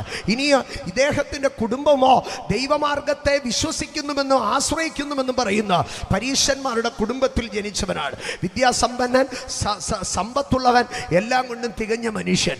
എന്നാൽ ഇദ്ദേഹത്തിന്റെ കൂട്ടുകെട്ട് ആരുടെ കൂടെ ആയിരുന്നെന്നറിയാമോ? ഇദ്ദേഹത്തിന്റെ കൂട്ടുകെട്ട് അക്കാലത്ത് ദൈവഭയമില്ലാത്ത മഹാപുരോഹിതന്മാരുടെയോ പള്ളിപ്രമാണികളുടെയോ മതഭ്രാന്തന്മാരുടെയും കൂടെയായിരുന്നു. ദൈവത്തിന്റെ പേര് പറഞ്ഞ്, മതത്തിന്റെ പേര് പറഞ്ഞ് മറ്റുള്ളവരെ കല്ലെറിഞ്ഞു കൊല്ലുന്ന ആ പുള്ളികളുടെ കൂടെയായിരുന്നു ഇദ്ദേഹത്തിന്റെ കൂട്ട്. അറിവുണ്ടായിരുന്നു, പക്ഷെ അറിവ് തെറ്റായ അറിവായിരുന്നു. ആകയാൽ ഒരു ആദ്യകാലങ്ങളിലൊക്കെ ആ കല്ലെറിയാൻ പോകുന്നവർ കൂടെ കൊണ്ടുപോകുക. കല്ലെറിയാൻ പോകുന്നവർ ഉടുപ്പൊക്കെ ഒരു കല്ലെറിയാൻ പോകുമ്പോൾ ആ ഉടുപ്പൊക്കെ ഇങ്ങനെ പിടിച്ചോണ്ടിരുന്നത് കാണുമായിരുന്നു പൗലോസ്. ആമേ. എന്നാൽ ചില നാളുകൾ കഴിഞ്ഞപ്പോൾ, ട്രെയിനിങ് ഒക്കെ കഴിഞ്ഞപ്പോൾ പൗലോസിന്റെ അടുക്കൽ ആമേ മഹാപുരോഹിതന്മാർ പറഞ്ഞു, സ്തെഫാനോസിനെ കല്ലെറിഞ്ഞ് കൊല്ലുന്നതൊക്കെ കണ്ടല്ലോ, നമ്മുടെ പരിപാടിയൊക്കെ കണ്ടല്ലോ, ഇനി നിനക്കും ഞങ്ങൾ അധികാരം തരികയാണ്. അങ്ങനെ മഹാപുരോഹിതന്മാർ അധികാരപത്രം എഴുതി നൽകിയിട്ട് ദമാസ്കസ് എന്ന് പറയുന്ന മനോഹര പട്ടണത്തിലേക്ക് വാഹനമൃഗവും അകമ്പടിയും നൽകിയിട്ട് പറയുക, ഇനി നീ ആരുടെ ഉടുപ്പും പിടിച്ചോണ്ടിരിക്കണ്ട, നീ തന്നെ നേരിട്ട് പോയി പിടിച്ചു കെട്ടിയേക്കാൻ പറഞ്ഞു. വാഹനമൃഗത്തിൽ ദമാസ്കസിന്റെ പടിക്കെട്ടിലേക്ക് പാഞ്ഞെടുക്കുന്ന പൗലോസ് എന്ന് പറയുന്ന മനുഷ്യൻ നട്ടുച്ച നേരത്ത് സൂര്യനെ കവിയുന്ന വെളിച്ചം തന്റെ മേലടിച്ച് വാഹനമൃഗത്തിൽ നിന്ന് താഴെ വീണോ. അടുത്തത് താൻ കേട്ടത് എന്താണെന്നറിയാമോ? ശൗലേ, ശൗലേ എന്ന് തന്നെ വിളിക്കുന്ന ശബ്ദം. ഈ മനുഷ്യൻ ഇങ്ങനെ ചോദിച്ചോ, നീ ആരാ കർത്താവെന്ന്? അമ്മ ചോദിച്ചു, നീ ആരാ കർത്താവെന്ന്. കാരണം തന്റെ മുമ്പിൽ നിൽക്കുന്ന രൂപത്തെ കണ്ടപ്പോൾ തനിക്ക് മനസ്സിലായി, ഇതൊരു സാധാരണ മനുഷ്യനല്ല, ഇവനൊരു അധികാരമുള്ള കർത്താവാണ്. He is the Lord, he is the Prince. അമ്മേ പൗലോസ് ചോദിച്ചോ, ശൗൽ എന്ന് വിളിക്കപ്പെടുന്ന പൗലോസ് ചോദിച്ചു, നീ ആരാകുന്ന കർത്താവെന്ന്. അദ്ദേഹം അതിന് മറുപടി ലഭിച്ചോ, നീ ഉപദ്രവിക്കുന്ന ക്രിസ്തുവാകുന്നു, യേശുവാകുന്നു ഞാനെന്ന് പറഞ്ഞു. സ്തോത്ര. അടുത്ത ഭാഗം എന്താണ് സംഭവിക്കുന്നതെന്നറിയാമോ? യഹൂദന്മാർ ക്രിസ്ത്യാനികളെ പിടിച്ചു കെട്ടുവാൻ എന്തൊക്കെ വേണ്ട യഹൂദ മഹാപുരോഹിതന്റെ അധികാരപത്രവുമായി ഇറങ്ങി തിരിച്ച പൗലോസ് അധികാരപത്രത്തെ വലിച്ചു കീറി കളഞ്ഞിട്ട് പറഞ്ഞു, ഇനി ഞാനൊരു അധികാരത്തിനെ കീഴടങ്ങുന്നുള്ളൂ, സ്വർഗീയ ദർശനത്തിന്റെ അധികാരത്തിന് മാത്രം കീഴടങ്ങി നിൽക്കുക. ആ മനുഷ്യന്റെ മതഭ്രാന്ത് ദൈവ സ്നേഹത്തിന് വഴിമാറി. എന്താ കാര്യമെന്നറിയാമോ? ദമസ്കോസിന്റെ പടിവാതിൽക്കൽ നട്ടുച്ച നേരത്ത് തന്നെ പേർ ചൊല്ലി വിളിക്കുന്ന ഒരു ശബ്ദത്തെ കേട്ടോ. ശൗലേ ശൗലേ എന്ന് വിളിക്കുന്ന ഒരു ശബ്ദത്തെ ഇന്ന് രാത്രികാല എന്നെ കേൾക്കുന്ന ദൈവ പൈതലേ, അറിവുകൊണ്ട് മതഭ്രാന്തിനകത്ത് നീ ജീവിക്കുന്നുവെങ്കിൽ, ആമേ, അറിവുകൊണ്ട് വർഗീയ ചിന്തയ്ക്കകത്ത് നീ ജീവിക്കുന്നെങ്കിൽ, ദൈവത്തിന് നിന്നെ പേർ ചൊല്ലി വിളിക്കുന്ന ശബ്ദം നീ കേട്ടിട്ടില്ല. ഇന്ന് രാത്രി യേശു നിന്നെ വിളിക്കുകയാണ്. മതം ഭ്രാന്താകാനുള്ളതല്ല, മതം മനുഷ്യരെ പീഡിപ്പിക്കാനുള്ളതല്ല, മതം ഒരുത്തനെ അടിച്ചമർത്താനുള്ളതല്ല, മതം ഒരു മനുഷ്യനെതിരെ യുദ്ധം ചെയ്യാനുള്ളതല്ല. ഇന്ന് രാത്രി ഞാൻ പറയട്ടെ, ക്രൈസ്തവത ഒരു മതമല്ല, പക്ഷേ ക്രൈസ്തവതയ്ക്കകത്തൊരു മതമുണ്ട്. ഞാൻ ഒരിക്കൽ കൂടെ പറയാം, ക്രൈസ്തവത ഒരു മതമല്ല, മാർഗമാണ്. പക്ഷെ ക്രൈസ്തവതയ്ക്കകത്തൊരു മതമുണ്ട്. എന്താണ് ക്രൈസ്തവതയ്ക്കകത്തുള്ള മതമെന്ന് ചോദിച്ചാൽ ഞങ്ങൾ പറയോ, ആ മതത്തിന്റെ പേർ സ്നേഹമെന്നാണ്. ആ മതത്തിന്റെ പേർ സ്നേഹമെന്നാണ്. ഈ പുസ്തകത്തിന്റെ ഓരോ താളിനകത്തും എടുത്ത് ഇതിന്റെ ഇതിവൃത്തം എന്തെന്ന് നോക്കിയാൽ, ആമേൻ, ഇതിലെ ഓരോ താളിനകത്തും പറയാനുള്ളൊരു ഇതിവൃത്തമുണ്ട്. അത് സ്നേഹത്തിന്റെ ഗാഥയാണ്. ഇന്ന് രാത്രികാല ഞാൻ വിളിച്ചു പറയുന്നു, മതം മനുഷ്യനെ വൈരത്തിലേക്കും വർഗീയതയുടെ ഭ്രാന്തിലേക്കും നയിക്കുമ്പോൾ ഇന്ന് രാത്രി യേശു നിന്നെ വിളിക്കുകയാണ് സ്നേഹത്തിന്റെ ഒരു സുവിശേഷകനാകുവാൻ തക്കവണ്ണം. കണ്ടോ, ശൗലിനെ ഇവിടെ പേർ ചൊല്ലി വിളിക്കുകയാണ്. എന്നാൽ ഇതേ അധ്യായത്തിൽ നമ്മൾ മുമ്പോട്ട് പോകുമ്പോൾ കർത്താവ് വേറൊരുത്തിനെ പേർ ചൊല്ലി വിളിക്കുക. ആരെയാ പേർ ചൊല്ലി വിളിക്കുന്ന അറിയാമോ? ദമസ്കോസിന്റെ പടിവാതിലിന്റെ വാതുക്ക ദൈവ ശൗലിനെ അടിച്ച് താഴെ ഇട്ടോ, ആമേൻ, പേരും വിളിച്ചോ. എന്നാൽ അതേ സമയം ദമസ്കോസ് എന്ന പട്ടണത്തിൽ ഒരു മനുഷ്യനിരുന്ന് പ്രാർത്ഥിക്കുക. എന്താ പ്രാർത്ഥിക്കുന്നതെന്നറിയാമോ? ദൈവമേ, സഭയ്ക്കെതിരെ ഭയങ്കര ഉപദ്രവം നടക്കുകയാ. കർത്താവേ, ഇതാ ശൗൽ എന്ന് പറയുന്ന ഒരു മനുഷ്യൻ അധികാരപത്രവും വാങ്ങി ദമസ്കസിലോട്ട് വരുന്നെന്ന് ഞാനിങ്ങനെ കേൾക്കുന്നു. കർത്താവേ, സഭയെ രക്ഷിക്കണമേ, സഭയെ രക്ഷിക്കണമേ, സഭയെ രക്ഷിക്കണമേ പ്രാർത്ഥിച്ചുകൊണ്ടിരിക്കുകയാണ് ഈ മനുഷ്യൻ. പെട്ടെന്ന് തൻ്റെ ദർശനത്തിനകത്തൊരു ശബ്ദം കേട്ടോ, അനന്യാസ്, തന്നെ പേർ ചൊല്ലി വിളിക്കുകയാണ്. അനന്യാസ് ചോദിച്ചു, എന്താകുന്നു കർത്താവേ, ഞാൻ എന്ത് ചെയ്യണം? നീ പെട്ടെന്ന് ഇവിടെ നിന്ന് പോകണം. നീ പെട്ടെന്ന് പോയി ദമസ്കോസിന്റെ പടിവാതിലിന് വെളിയിൽ ചെന്ന് തൊൽക്കൊല്ലനായ നിർവീതി എന്ന തെരുവിൽ ചെന്ന് ശിമോന്റെ വീട് അന്വേഷിക്കണം. അവിടെ ഒരു മനുഷ്യൻ കണ്ണു കാണാതിരിപ്പുണ്ട്. നീ അവന് വേണ്ടി ചെന്ന് പ്രാർത്ഥിക്കണം. ശരി കർത്താവേ, ഞാൻ പ്രാർത്ഥിക്കാം. പിന്നെ ആ പുള്ളിയെ കുറിച്ച് ഒന്നും കൂടെ ഞാൻ പറയാം. ആ പുള്ളിയുടെ പേര് ശൗൽ എന്നാണ്. കിലിക്കയിലെ തർസോസിൽ നിന്ന് വരുന്നവനാണ്, ഒരു പരീശനാണ്. അനന്യാസാകെ ഞെട്ടിപ്പോയി. അനന്യാസ് ചോദിച്ചു, കർത്താവേ, അങ്ങേര് ഇങ്ങോട്ട് വരാതിരിക്കാനാണ് ഞാൻ പ്രാർത്ഥിച്ചുകൊണ്ടിരിക്കുന്നത്. അപ്പോഴാ പറയുന്നത്, ഞാൻ അങ്ങോട്ട് ഇറങ്ങിച്ചല്ല. കർത്താവ് അനന്യാസിന്റെ അടുക്കൽ പറഞ്ഞു, അനന്യാസ്, ഞാൻ നിന്നെ പേർ ചൊല്ലി വിളിച്ചിട്ടുണ്ടെങ്കിൽ നിന്റെ മുകളിൽ ഞാനൊരു നിയോഗം ഇട്ടിട്ടുണ്ട്. നീ ആരെ ഭയപ്പെട്ടോ, നീ ആര് ഉപദ്രവിക്കാൻ വരുന്നെന്ന് പ്രാർത്ഥിച്ചോ, അവന്റെ മേളിൽ നീ പോയി കൈവെക്കോ. നീ മുഖാന്തരം അവന്റെ മേളിൽ ഒരു അത്ഭുതം നടക്കോ. നീ അവന്റെ ഒരു അഭിഷക്തനായി മാറ്റപ്പെടോ. ആമേൻ. ദാവീദിനെ വീട്ടിൽ നിന്ന് എഴുന്നേൽപ്പിച്ചത് ശമൂവേൽ പ്രവാചകനാണെങ്കിൽ പൗലോസിനെ അഭിഷേകം ചെയ്ത് എഴുന്നേൽപ്പിച്ചത് ഒരു അനന്യാസായിരുന്നു. ഇന്ന് രാത്രി ഞാൻ ഇതിനകത്തിരിക്കുന്ന ചിലരോട് പറയുകയാണ്, നിന്റെ കാതുകളെ ഒന്ന് കൂർപ്പിച്ചേ. നീ എന്നെ ഒരു ശബ്ദം കേൾക്കുകയാണ്, നിന്നെ പേർ ചൊല്ലി വിളിക്കുന്ന ഒരു ശബ്ദം. ഇന്ന് രാത്രി നീ യേശുവിന്റെ ശബ്ദം, നിന്നെ പേർ ചൊല്ലി വിളിക്കുന്ന ശബ്ദം നീ കേൾക്കുന്നുണ്ടെങ്കിൽ നിന്റെ മുകളിൽ അവന് ചില നിയോഗങ്ങളുണ്ട്. ഈ കാലഘട്ടത്തിൽ ദൈവം നിന്നെ കൊണ്ട് ചിലത് ചെയ്യിക്കോ. ഈ രാജ്യങ്ങളിൽ ദൈവം നിന്നെ കൊണ്ട് ചിലത് ചെയ്യിക്കോ. ദൈവമാർഗത്തിന് ശത്രുവായി നിൽക്കുന്ന, ദൈവരാജ്യത്തെ തകർക്കുമെന്ന് പറഞ്ഞ് നിൽക്കുന്ന, വിശുദ്ധന്മാരെ പിടിച്ചു കെട്ടുമെന്ന് പറഞ്ഞ, സഭയെ മുടിക്കുമെന്ന് പറഞ്ഞ ചിലരെ ദൈവത്തിന്റെ സ്നേഹത്തിന്റെ മാർഗത്തിലേക്ക്, സുവിശേഷത്തിന്റെ പന്താവിലേക്ക് ചിലരെ നിയോഗിച്ചു കൊണ്ടുവരുവാൻ ഇന്ന് രാത്രി ദൈവത്തിനകത്ത് ഈ പന്തലിനകത്ത് ചിലരെ പേർ ചൊല്ലി വിളിക്കുകയാണ്. ചില കുരുട്ട് കണ്ണുകളെ തുറക്കുവാൻ. ഈ ശൗലെന്ന് പറയുന്ന മനുഷ്യൻ കണ്ണിന്റെ കാഴ്ച നഷ്ടപ്പെട്ട് തിമിരം ബാധിച്ചവനെ ഇങ്ങനെ കുനിഞ്ഞുകൂടി ഇരിക്കുക. എങ്ങോട്ട് പോകണമെന്നറിയത്തില്ല, എന്ത് ചെയ്യണമെന്നറിയത്തില്ല. വല്ലവന്റെ വീട്ടിൽ വന്നിരിക്കുകയാ. ഇനി എന്ത് ചെയ്യണമെന്നറിയത്തില്ല. പുറപ്പെട്ടപ്പോൾ വണ്ടി ഉണ്ടായിരുന്നു, വള്ളം ഉണ്ടായിരുന്നു, ആളുണ്ടായിരുന്നു, പേരുണ്ടായിരുന്നു. ഇപ്പൊ എല്ലാം നഷ്ടപ്പെട്ട് വേറൊരു തൻ്റെ വീട്ടിൽ പോയി ഇരിക്കുക. പക്ഷേ അവിടെ വെച്ച് അനന്യാസ് എന്നൊരു മനുഷ്യൻ വന്നു. അല്ല, ദൈവം പേര് ചൊല്ലി വിളിച്ചെന്ന്, ദൈവം പേര് ചൊല്ലി വിളിച്ച ഒരു മനുഷ്യൻ ശൗലിന്റെ അടുക്കൽ കയറി വന്നു. ശൗലിന്റെ ജീവിതം മാറി. ഇന്ന് രാത്രി ഞാൻ നിന്നോട് പറയട്ടെ, ദൈവം പേര് ചൊല്ലി വിളിച്ച ഒരുത്തന്റെ ജീവിതത്തിൽ കയറി ചെന്നാൽ അവന്റെ ജീവിതം മാറും. ഒരുത്തന്റെ കുടുംബത്തിൽ കയറി ചെന്നാൽ അവന്റെ കുടുംബത്തിന്റെ അവസ്ഥ മാറും. ഇന്ന് രാത്രി ദൈവം ഇതിനകത്ത് ചിലരെ പേർ ചൊല്ലി വിളിക്കുകയാണ്. ഈ പന്തലിൽ ഇരിക്കുന്ന ചില കുഞ്ഞുങ്ങളെ ദൈവം പേർ ചൊല്ലി വിളിക്കുകയാണ്. To transform the generation. ഈ കാലഘട്ടത്തെ തിരിക്കാൻ, ചില മനുഷ്യരെ തിരിക്കാൻ, ചില അവസ്ഥകളെ തിരിക്കാൻ, ചില കുടുംബങ്ങളെ തിരിക്കാൻ, ചില കുരുട്ട് കണ്ണുകളെ തുറക്കാൻ, ചില രോഗികളെ സൗഖ്യമാക്കാൻ, ചില ഭൂതബാധിതരെ സ്വതന്ത്രരാക്കാൻ, ചില വഴിവിട്ടവരെ വഴിയിലേക്ക് തിരിച്ചു വരാൻ ഇന്ന് രാത്രി സ്വർഗം നിന്നെ പേർ ചൊല്ലി വിളിക്കുകയാണ്. Are you ready to be with God? കർത്താവിന് കൈ കൊടുക്കാൻ ഈ രാത്രി നീ ഒരുക്കമാണോ? ഈ രാത്രി കർത്താവിന്റെ ശബ്ദത്തിന് ഇതാ കർത്താവ് എന്ന് പറയാൻ നീ ഒരുക്കമാണോ? ശമൂവേലിനെ അർദ്ധരാത്രിയിൽ ദൈവം പേര് ചൊല്ലി വിളിച്ചെങ്കിൽ അവനെ ഒരു പ്രവാചകനാക്കി തീർക്കുവാനായിരുന്നു. രാജാക്കന്മാരെ എഴുന്നേൽപ്പിക്കുന്ന ഒരു പ്രവാചകനാക്കി തീർക്കുവാനായിരുന്നു ദൈവ ശമൂവേലിനെ വിളിച്ചെഴുന്നേൽപ്പിച്ചതെങ്കിൽ ഇന്ന് രാത്രികാലം നീ തിരിച്ചറിയണം, നിന്നെ ദൈവം പേര് ചൊല്ലി വിളിക്കുന്നത് നിന്നെ കൊണ്ട് ദൈവത്തിന് തന്റെ രാജ്യത്തിലേക്ക്, തന്റെ പദ്ധതിയിലേക്ക് ചിലതൊക്കെ ചെയ്യിക്കുവാനാണ്.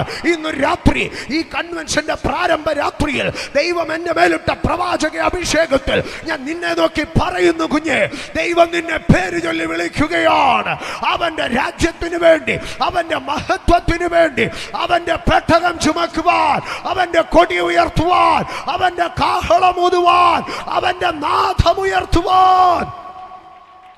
പേര് ചൊല്ലി വിളിക്കപ്പെട്ട അനന്യാസ് ചെന്നാൽ ശൗലിന്റെ ജീവിതം മാറോ? പേര് ചൊല്ലി വിളിക്കപ്പെട്ട ശമൂവേൽ എഴുന്നേറ്റ് ചെന്നാൽ ദാവീദിന്റെ ജീവിതം മാറോ? പേര് ചൊല്ലി വിളിക്കപ്പെട്ട ശമൂവേൽ സംസാരിക്കാൻ തുടങ്ങിയാൽ ഏലിയുടെ സിംഹാസനം തകരുവാൻ തുടങ്ങും. ഇന്ന് രാത്രി ദൈവം നിന്നെ പേര് ചൊല്ലി വിളിക്കുകയാണ്. ചില ഏലിയുടെ സിംഹാസനങ്ങളെ മറിച്ചിടുവാൻ, ചില ദാവീദുമാരെ പൊക്കിയെടുക്കുവാൻ, ചില അലഞ്ഞു തിരിയുന്ന ശൗലിനെ രാജസ്ഥാനത്തേക്ക് കൊണ്ടുവരുവാൻ, ചില കണ്ണു കുരുടായി പോയ പൗലോസുമാരെ നിയോഗത്തിന്റെ പരിശുദ്ധാത്മ നിറവിലേക്ക് നയിക്കുവാൻ ഇന്ന് രാത്രി ദൈവം നിന്നെ പേർ ചൊല്ലി വിളിക്കുകയാണ്. ഈ കൺവെൻഷനകത്ത് ദൈവം എനിക്ക് നൽകുന്ന ഉറപ്പിനകത്ത് പറയുകയാണ്, ഈ 3 ദിവസത്തെ കൺവെൻഷനകത്ത് ദൈവം ചിലർക്ക് സുവിശേഷ വേലയുടെ കൺഫർമേഷൻ, സുവിശേഷ വേലയുടെ കൺഫർമേഷൻ. ഈ രാത്രി സ്വർഗം നിന്നെ രാജ്യങ്ങളുടെ മേൽ നിയമിക്കുന്ന രാത്രിയാണ്. ഈ രാത്രി സ്വർഗം നിന്നെ വിളഞ്ഞു കിടക്കുന്ന വയലുകളിലേക്ക് ഒരു കൊയ്ത്തിന് വേണ്ടി നിന്നെ നിയോഗിക്കുന്ന രാത്രിയാണ്. ഇന്ന് രാത്രി നിന്റെ കാതുകളെ ഒന്ന് കുറിപ്പിച്ചേ. ഞാൻ ഇതിനകത്തിരിക്കുന്ന ആത്മീയരായ യൗവനക്കാരോട് പറയുകയാണ്, ഈ രാത്രി നിന്റെ മുറിക്കകത്ത് കയറി ഒന്നും കൂടെ പ്രാർത്ഥനയ്ക്കിരിക്കണം. ഇന്ന് രാത്രി നീ ഒരു ശബ്ദം കേൾക്കുക. പേര് ചൊല്ലി വിളിക്കുന്ന യേശുവിന്റെ ശബ്ദം അതൊരു നിയോഗമായിരിക്കുക.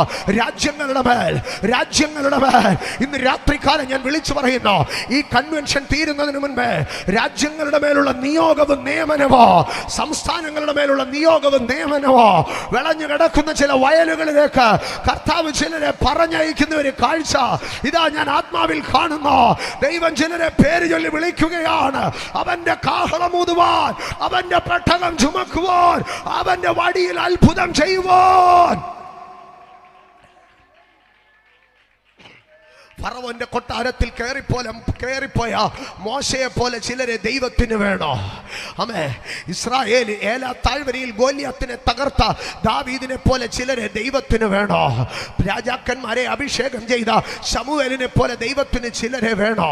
ആമേ. കർമ്മേലിന്റെ കൊടുമുടിയിൽ ഒറ്റയ്ക്ക് നിന്ന് തീയിറക്കി ബാലിന്റെ അന്യാരാധന ശക്തികളെ കെടുത്തിക്കളഞ്ഞ ഏലിയാവിനെ പോലെ ദൈവത്തിന് ചിലരെ വേണോ? ഇന്ന് രാത്രി ചോദിക്കുന്നു, ഈ കാലഘട്ടം ഒരു ഏലിയാവാകുവാൻ, ഈ കാലഘട്ടത്തിന്റെ ഒരു എലീശയാകുവാൻ, ഈ കാലഘട്ടത്തിന്റെ ഒരു ദാവീദാകുവാൻ, ഈ കാലഘട്ടത്തിന്റെ ഒരു പുരോഹിതനാകുവാൻ, ഈ കാലഘട്ടത്തിന്റെ ഒരു പ്രവാചകനാകുവാൻ, ഈ കാലഘട്ടത്തിൽ ദൈവത്തിന്റെ നാമം വിളിച്ചു പറയുന്ന ഒരു അഭിഷക്ത നാവാകുവാൻ, ഈ കാലഘട്ടത്തിൽ കിന്നരം വായിക്കുന്ന ഒരു ദാവീദാകുവാൻ, ഈ കാലഘട്ടത്തിൽ പാടി ഉണർത്തുന്ന ഒരു ആരാധകനാകുവാൻ, ഒരു മിരിയാമാകുവാൻ, ഒരു ആസാഫാകുവാൻ ഈ രാത്രി രാത്രി സ്വർഗം നിന്നോട് ചോദിക്കുന്നു, ഞാൻ നിന്നെ പേര് ചൊല്ലി വിളിക്കുന്നു. ഈ കാലഘട്ടത്തിൽ നീ എനിക്കൊരു ആസാഫാകാമോ? ഈ കാലഘട്ടത്തിൽ നീ എനിക്കൊരു ലേവിയാകാമോ? പേർ ചൊല്ലി വിളിച്ചാൽ അതിനകത്തൊരു നിയോഗമുണ്ട്. ഞാൻ വേഗത്തിൽ മുമ്പോട്ട് പോകട്ടെ, സമയമേറെക്കുറെ അവസാന ഘട്ടത്തിലേക്ക് വരുന്നു. യോഹന്നാന്റെ സുവിശേഷം 20-ാം അധ്യായം. യേശു ഉയർത്തെഴുന്നേൽക്കപ്പെട്ട രാത്രിയാ. ഞാൻ അങ്ങനെ പറയുകയാണ്, യേശു ഉയർത്തെഴുന്നേൽക്കപ്പെട്ട രാത്രിയാ. നേരം പുലർന്നിട്ടില്ല, അതിരാവിലെ ഇരുട്ടുള്ള സമയമാണ്. നമ്മളൊക്കെ ഈ ഏഷ്യൻ രാജ്യങ്ങളിൽ നമ്മൾ ഈ നല്ല വെയിലുള്ള ഇടങ്ങളിലൊക്കെ ജീവിക്കുന്നത് കൊണ്ട് അതിരാവിലെ എന്നൊക്കെ പറയുമ്പോൾ നമ്മുടെ മനസ്സിനകത്തൊരു 5 മണി 6 മണി പരപര വെളുക്കുമ്പം നല്ല വെളിച്ചമുണ്ടാകും. എന്നാൽ പാശ്ചാത്യ രാജ്യങ്ങളിലേക്ക്, മിഡിൽ ഈസ്റ്റിലേക്കൊക്കെ ചെന്ന് കഴിഞ്ഞാൽ സൂര്യൻ ഉദിക്കുവാൻ പിന്നെയും താമസിക്കും. എന്നാൽ ചില വേളകളിൽ 4 മണിക്ക് സൂര്യൻ ഉദിക്കും. എന്നാൽ യേശു കൊല്ലപ്പെടുകയും ഉയർത്തെഴുന്നേൽക്കപ്പെടുകയും ചെയ്ത ആ സമയം അധികാലം ഇരുട്ടുള്ള സമയം തന്നെയായിരുന്നു. അധികാലത്തിരുട്ടുള്ള സമയത്ത് സ്ത്രീകൾ കല്ലറയ്ക്കൽ ചെന്നു. കല്ലറ തുറന്നു കിടക്കുന്നതും അതിനകത്ത് വെളിച്ചമിരിക്കുന്നതും കല്ലറയുടെ മേലുള്ള കല്ലിൻ്റെ മേൽ ദൂതനിരിക്കുന്നതും പട്ടാളക്കാർ ഉറങ്ങുന്നതും യേശുവിനെ ചുറ്റിയിരുന്ന ശീലയും റൂമാലും തലയ്ക്കലും കാൽക്കലുമായി ചുരുട്ടി വെച്ചിരിക്കുന്നതും ഒക്കെ കണ്ടു. എല്ലാവരും ആ കാഴ്ച കണ്ടു മടങ്ങിപ്പോയി. എന്നാൽ മഗ്ദല മറിയം മാത്രം അവിടെ കരഞ്ഞുകൊണ്ട് നിൽക്കുകയാണ്. എന്താ മറിയം കരഞ്ഞുകൊണ്ട് നിൽക്കുന്നത്? അവൾ ഒരുപക്ഷെ ഇങ്ങനെ പറയുമായിരിക്കും മറുപടി, യേശുവില്ലാതെ ഞാൻ എങ്ങോട്ട് പോകാനാ? യേശുവില്ലാതെ ഞാൻ എങ്ങോട്ട് പോകാനാ? യേശുവില്ലാതെ എനിക്ക് പോകാനൊരിടമില്ല. മറിയം അവിടെ ഇന്നിങ്ങനെ ഏങ്ങി ഏങ്ങി കരയുകയാണ്. ഇരുണ്ട ഇടത്ത് അവൾ നോക്കിയപ്പോൾ ഇതാ ഒരുത്തൻ അവിടെ നിൽക്കുന്നു. അവൾ ഓടി ആ മനുഷ്യൻ്റെ അടുക്കൽ ചെന്നു. ആ മനുഷ്യൻ തിരിഞ്ഞു നിന്ന് ഇവളുടെ അടുക്കൽ ചോദിച്ചു, നീ എന്തിനാ കരയുന്നത്? അവൾ പറഞ്ഞു, ഈ കല്ലറയ്ക്കകത്ത് ഒരാളില്ലായിരുന്നോ? ആളെൻ്റെ യജമാനനാ, എനിക്ക് കാണാൻ പറ്റുന്നില്ലിപ്പോൾ. ഞാൻ വന്നതാ, പക്ഷെ തുണി മാത്രമേ ഉള്ളൂ. ആമേൻ. ഇങ്ങനെയൊക്കെയാ സംഭവിച്ചത്. ആ ബോഡി എവിടെയെന്ന് അറിയുന്നില്ല. ഇനി തന്നായിരുന്നേ ഞാൻ എടുത്തുകൊണ്ട് പോകാമായിരുന്നു. മറിയത്തിൻ്റെ അടുക്കൽ ഞാനൊന്ന് ചോദിക്കാം, എന്തിനാ പെണ്ണെ നിനക്ക് ആ ശവം? ആ ശവം കൊണ്ടുപോയി നീ എന്തോ ചെയ്യും? ആ ശവം വല്ല അത്ഭുതം ചെയ്യുമോ? ആ ശവം പ്രസംഗിക്കുമോ? ആ ശവം രോഗികളെ സൗഖ്യമാക്കുമോ? ആ ശവം ഭൂതങ്ങളെ പുറത്താക്കുമോ? എന്തിനാ പെണ്ണെ നിനക്ക് ആ ശവം? അവൾ പറയാം, അതൊന്നും എനിക്കറിയത്തില്ല, എനിക്ക് അവനില്ലാതൊരു ജീവിതമില്ല. യേശുവിനോടുള്ള അഗാധമായ സ്നേഹം. എന്നാൽ ഈ സ്നേഹമൊക്കെ ഉണ്ടെങ്കിലും അവൾക്ക് ഒന്നും മനസ്സിലാകുന്നില്ല. യേശു ഉയർത്തെഴുന്നേറ്റെന്നും അവൾക്ക് മനസ്സിലാകുന്നില്ല. യേശു ജീവനോടുണ്ടെന്നും അവൾക്ക് മനസ്സിലാകുന്നില്ല. കല്ലറ തുറന്നത് ഒരു അത്ഭുതമാണെന്നും മനസ്സിലാകുന്നില്ല. മുമ്പിൽ നിൽക്കുന്നത് യേശുവാണെന്നും മനസ്സിലാകുന്നില്ല. അവൾക്കൊന്നും മനസ്സിലാകുന്നില്ല. എന്താ കാര്യമെന്നറിയാമോ? ഒന്ന്, ദേശത്ത് വ്യാപരിച്ച് നിൽക്കുന്ന ഇരുട്ടാണ്. 2, അവളുടെ മനസ്സ് അതുപോലെ പതറി നിൽക്കുകയാണ്. അവളുടെ മാനസിക നില തെറ്റി നിൽക്കുകയാണ്. അവൾ സങ്കടപ്പെട്ട് നിൽക്കുകയാണ്. കരയാൻ ഇനി അവൾക്ക് ബലമില്ല. ചിന്തിക്കാൻ ഇനി അവളുടെ മനോനില പോലുമില്ല. ആടി ഉലഞ്ഞു നിൽക്കുന്ന മറിയം. എന്നാൽ ഈ അടുത്ത ഭാഗത്തിലേക്ക് വരുമ്പോൾ അതിൻ്റെ 16-ാം വാക്യം, യോഹന്നാൻ്റെ സുവിശേഷം 20-ാം അധ്യായം അതിൻ്റെ 16-ാം വാക്യത്തിലേക്ക് വരുമ്പോൾ യേശു അവളെ മറിയേന്നൊന്ന് വിളിച്ചു. യേശു ഒന്നും പറഞ്ഞില്ല. യേശു തത്വം പറഞ്ഞില്ല, ശാസ്ത്രവും പറഞ്ഞില്ല, ഒന്നും പറഞ്ഞില്ല. അതിന് മുകളിലത്തെ വാക്യത്തിൽ ഇവളെന്താ യേശുവിനെ വിളിക്കുന്നത് അറിയാവോ? യജമാനനെ എന്നാ വിളിക്കുന്നത്. വളരെ ഭക്തി ആദരം. എന്നാൽ യജമാനനെ എന്ന് അവൾ വിളിക്കുന്ന വിളി കേട്ടിട്ട് യേശുവിന് മനസ്സിലായി, ഇവക്ക് എന്നെ ആള് മനസ്സിലായില്ല. ഇരുട്ടവളുടെ കണ്ണുകളെ മൂടുമ്പോൾ, സാഹചര്യങ്ങളെ വല്ലാതെ പ്രതികൂലപ്പെടുത്തുമ്പോൾ, സങ്കടങ്ങൾ അവളുടെ മനസ്സിനെ അലട്ടുമ്പോൾ, അവളാകെ പരിതപിച്ച് നിൽക്കുമ്പോൾ യേശു അവളെ പതുക്കെ ഒന്ന് വിളിച്ചു, മറിയേ എന്നൊന്ന് വിളി. പേർ ചൊല്ലി വിളിച്ച ശബ്ദം കേട്ട ഉടനെ മറിയ ഒറ്റയടിക്ക് റബൂനി ഉറക്ക വിളിച്ചു. അവളുടെ കണ്ണുനീര് മാറി, അവളുടെ സങ്കടം മാറി, അവളുടെ ആകുലം മാറി. ഇന്ന് രാത്രി എന്നെ കേൾക്കുന്ന ദൈവ പൈതലേ, ജീവിതത്തിൻ്റെ ഇരുട്ട് കടന്നു വരുമ്പോൾ എന്താ സംഭവിക്കുന്നത്, എങ്ങോട്ട് പോകും, എങ്ങനെ ജീവിക്കും ഒന്നും അറിയാതെ ജീവിതത്തിൻ്റെ വഴിമുട്ടി ഇരുട്ട് നിറയുമ്പോൾ ഇന്ന് രാത്രി യേശു നിന്നെ വിളിക്കുകയാണ്. കൂടെ വന്നവരെല്ലാം, മറിയം ഈ കല്ലറയിലേക്ക് ഒറ്റയ്ക്കല്ല വന്നത്. കൂടെ വന്ന സ്നേഹിതർ, സഹോദരിമാർ, സ്ത്രീകളുണ്ടായിരുന്നു. അവരെല്ലാവരും പോയി. അമ്മേ, ഇപ്പോൾ അവൾ ഒറ്റയ്ക്ക് അവിടെ നിൽക്കുകയാണ്. ആരുമില്ലാത്ത ഇരുട്ടിനകത്ത് കല്ലറയ്ക്കൽ നിൽക്കുമ്പോൾ അവളെ പേർ ചൊല്ലി വിളിച്ച ഒരുത്തനുണ്ട്. അവൻ്റെ പേരാണ് യേശു. അവൻ വിളിച്ചു, മറിയേ എന്ന് വിളിച്ചു. ആ ശബ്ദത്തിന് മുൻപ് വരെ മറിയ സങ്കടത്തിൽ നിൽക്കുന്നവളായിരുന്നു. അവളുടെ മാനസിക നില തെറ്റി ഒരു ഭ്രാന്തിയെപ്പോലെ അവൾ സംസാരിക്കുകയാണ്. ഭ്രാന്തുള്ളവളല്ലേ ശവം എടുത്തുകൊണ്ട് പോകാൻ ശവം ചോദിക്കത്തുള്ളൂ? ഉയർത്തെഴുന്നേൽക്കപ്പെട്ട ക്രിസ്തുവിൻ്റെ കല്ലറയിൽ നോക്കിയിട്ട് അവൾ പറയുക, അവൻ്റെ ശവം ആരാണ്ട് എടുത്തുകൊണ്ട് പോയെന്ന്. എന്ന് പറഞ്ഞാൽ വിശ്വാസത്തിനകത്ത് ഇടറിപ്പോയി, ആശങ്കയ്ക്കകത്ത് അവൾ അധൈര്യപ്പെട്ടു. എന്നാൽ യേശു അവളെ വിളിച്ചു, മറിയേ എന്നൊരു വിളി വിളിച്ചു. ഇന്ന് രാത്രി ആകുലതകളുടെ നടുവിൽ, ആശങ്കകളുടെ നടുവിൽ അരുമനാഥൻ നിന്നെ പേർ ചൊല്ലി വിളിക്കുക. എന്താ വിളിയുടെ അർത്ഥമെന്നറിയാവോ? മറിയേ, നീ എന്തിനാ ഭയപ്പെടുന്നേ? മറിയേ, നീ എന്തിനാ ഭാരപ്പെടുന്നേ? മറിയേ, നീ ചിന്തിക്കുന്നത് പോലെ എൻ്റെ ശവം ആരും മോട്ടിച്ചോണ്ടൊന്നും പോയതല്ല. മറിയേ, ഞാൻ ഉയർത്തെഴുന്നേറ്റവനാ. മറിയേ, ഞാൻ ജീവിക്കുന്നുണ്ട്. മറിയേ, മറിയേ, നീ എന്തിനാ മറിയേ ഭാരപ്പെടുന്നത്? മറിയേ, നീ കലങ്ങരുത്. ആ ഒരൊറ്റ വാക്കിനകത്ത് എല്ലാം ഉണ്ടായിരുന്നു, എല്ലാം ഉണ്ടായിരുന്നു. അതിനുശേഷം അവൾ ആരായി മാറിയെന്നറിയാമോ? ആ ഒറ്റ വിളി സങ്കടത്തിൻ്റെ അഗാധതയ്ക്കകത്തു നിന്ന് അവളൊരു സുവിശേഷകതയുടെ മനോഹാരിതയിലേക്ക് കയറിപ്പോയി.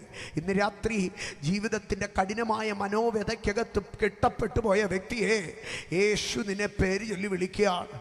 അവൻ്റെ പേർ ചൊല്ലിയുള്ള വിളി നിൻ്റെ സങ്കടക്കടലിനെ പൊളിക്കുന്നതാണ്, നിൻ്റെ ദുഃഖത്തെ മാറ്റുന്നതാണ്. ഞാൻ വേഗത്തിൽ അവസാന ഭാഗങ്ങളിലേക്ക് കയറട്ടെ. യേശു കർത്താവ് പേർ ചൊല്ലി വിളിക്കുകയാണ്. എന്നാൽ ചില ഭാഗങ്ങളിലേക്ക് വരുമ്പോൾ യേശു കർത്താവ് ഒരു വട്ടമല്ല 2 വട്ടം പേർ ചൊല്ലി വിളിക്കുകയാണ്. യേശു 2 വട്ടം വിളിക്കുക. ഇവിടെ മറിയെന്ന് ഒരു വട്ടമേ വിളിച്ചുള്ളൂ. പക്ഷെ ഒരിക്കൽ യേശു കർത്താവ് ശിഷ്യന്മാരുമായി പന്തിക്കിരിക്കുകയാണ്. പന്തിക്കിരുന്നിങ്ങനെ സംസാരിച്ചു കൊണ്ടിരിക്കുകയാണ്. അവസാന അത്താഴമാണ്. അവസാന അത്താഴത്തിൽ യേശു ഇങ്ങനെ ഓരോരോ കാര്യങ്ങൾ പറഞ്ഞുകൊണ്ടിരിക്കുകയാണ്. തന്നെ ഒറ്റിക്കൊടുക്കുന്നവനെ കുറിച്ചും ഒക്കെ പറഞ്ഞുകൊണ്ടിരിക്കുക. അങ്ങനെ ഇരിക്കുകയാണ്. യേശു കർത്താവ് പെട്ടെന്ന് ശിമോനെ നോക്കിയിട്ട് ശിമോനെ പേര് ചൊല്ലി വിളിച്ചു. അവിടെ 11 പേരിരിപ്പുണ്ട്. യേശു ഒരാളെ മാത്രം പേര് ചൊല്ലി വിളിക്കുക. ആരെയാണെന്നറിയാമോ? ശിമോനെ മാത്രം. എന്നാൽ എത്ര പ്രാവശ്യം ശിമോനെ വിളിച്ചെന്നറിയാമോ? യോഹന്നാൻ്റെ ലൂക്കോസിൻ്റെ സുവിശേഷം 22-ാം അധ്യായം അതിൻ്റെ 31-ാം വാക്യത്തിൽ കർത്താവ് 2 വട്ടം വിളിക്കുക, ശിമോനെ, ശിമോനെ. 2 വട്ടം വിളിക്കുക, സൈമൺ, സൈമൺ, ശിമോനെ, ശിമോനെ. 2 വട്ടം വിളിക്കുക. എന്താ യേശു ഇവിടെ ശിമോനെ ഇപ്പം 2 വട്ടം വിളിക്കാൻ കാരണമെന്നറിയാമോ? അതിൻ്റെ അടുത്ത ഭാഗം ശ്രദ്ധിച്ചാൽ മതി. ശിമോനെ, ശിമോനെ, സാത്താൻ നിങ്ങളെ കോതമ്പ് പോലെ പാറ്റേണ്ടതിന് കൽപ്പന ചോദിച്ചു. ശിമോനെ, ഞാനിപ്പോൾ നിന്നെ പേര് ചൊല്ലി വിളിക്കുന്നതിൻ്റെ കാര്യം എന്താണെന്നറിയാമോ? നീ കഠിനമായ ഒരു പരിശോധനയിൽ കൂടി കടക്കാൻ പോവുകയാണ്. നിന്നെ കോതമ്പ് പാറ്റുന്നത് പോലെ നിന്നെ പാറ്റാൻ പോവുകയാണ്. കോതമ്പ് പാറ്റുമ്പോൾ വീശി അടിക്കുന്ന കാറ്റിൻ്റെ മുമ്പിൽ ഈ കോതമ്പിന് പിടിച്ചു നിൽക്കാൻ കഴിയുമോ? ഈ കോതമ്പിന് എങ്ങനെയെങ്കിലും ഉറച്ചു നിൽക്കാൻ കഴിയുമോ? ഒരിതുമില്ല. വീശി അടിക്കുന്ന കാറ്റിൻ്റെ മുമ്പിൽ ഈ കോതമ്പ് തെറിച്ചാൽ പിന്നെ എവിടെ പോയി വീഴുമെന്ന് വല്ല അഡ്രസ്സും ഉണ്ടാകുമോ? ഒന്നും ഉണ്ടാകത്തില്ല. കർത്താവ് ശിമോനെ വിളിക്കുക, ശിമോനെ, ശിമോനെ, സാത്താൻ കോതമ്പ് പോലെ നിന്നെ പാറ്റേണ്ടതിന് അനുവാദം ചോദിച്ചു. ഞാൻ അനുവാദം കൊടുത്തിട്ടുണ്ട് കേട്ടോ. പക്ഷെ ഒരു കാര്യം ഞാൻ പറയാം, നിന്റെ വിശ്വാസം പോകത്തില്ലെന്ന് ഞാനൊരു ഉറപ്പ് പറയാം. കോതമ്പ് പോലെ നിന്നെ പാറ്റും, പക്ഷെ നിന്റെ വിശ്വാസം പോകാതെ ഞാൻ നിന്നെ മുറുകെ പിടിച്ചുകൊള്ളാം. യേശു എവിടെയാ ശിമോനെ പേർ ചൊല്ലി വിളിച്ചതെന്നറിയാമോ? അസാധാരണമായ അഗ്നി പരീക്ഷയുടെ പൈശാചിക ശോധനകൾ തൻ്റെ ജീവിതത്തിൽ ആഞ്ഞടിച്ചപ്പോൾ ഇന്ന് രാത്രി എന്നെ കേൾക്കുന്ന എൻ്റെ സഹോദരങ്ങളെ, ജീവിതത്തിലേക്കൊന്ന് തിരിഞ്ഞു നോക്കിയാട്ടെ. എൻ്റെ ജീവിതത്തിൻ്റെ കഷ്ടരാത്രികൾ എൻ്റെ ജീവിതത്തിൽ കടന്നു വന്നപ്പോൾ, അനർത്ഥത്തിൻ്റെ സംവത്സരങ്ങൾ നീണ്ടു നിന്നപ്പോൾ, ജീവിതത്തിൻ്റെ ഏകാന്തതയുടെ നടിച്ചുഴിക്കകത്ത്, കട്ടക്കൂരിരുട്ടിനകത്ത്, ജീവിതത്തിൻ്റെ ഭാവിയെ ഓർത്ത് ആശങ്കപ്പെട്ട രാത്രികളിൽ ഞാൻ എൻ്റെ കാതുകളിൽ ഇങ്ങനെ ഒരു ശബ്ദം കേട്ടിട്ടുണ്ട്. എന്നെ പേർ ചൊല്ലി വിളിക്കുന്ന നാഥൻ്റെ ശബ്ദം. ഞാൻ കിടക്കയിൽ നിന്ന് ചാടി എഴുന്നേറ്റു. ആരാണ് എന്നെ വിളിച്ചത്? ഞാനിങ്ങനെ അമ്പരന്ന് ആശ്ചര്യപ്പെട്ട് നിൽക്കുകയാണ്. പക്ഷേ ആ രാത്രികളിലെ ആ ശബ്ദമാണ് എന്നെ ചില സംവത്സരങ്ങൾ പിടിച്ചു നിർത്തിയത്.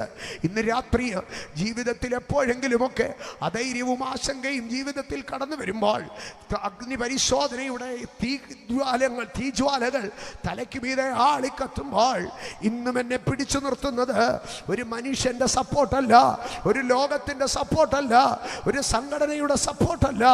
പകരം എൻ്റെ കാതുകളിൽ ഞാൻ കേൾക്കുന്ന ഒരു ശബ്ദമുണ്ട്. എന്നെ പേർ ചൊല്ലി വിളിക്കുന്ന ഒരു ശബ്ദം.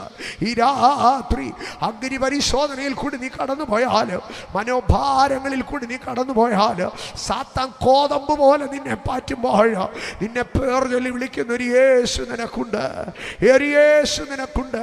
സാത്താൻ കോതമ്പ് പോലെ പാറ്റി.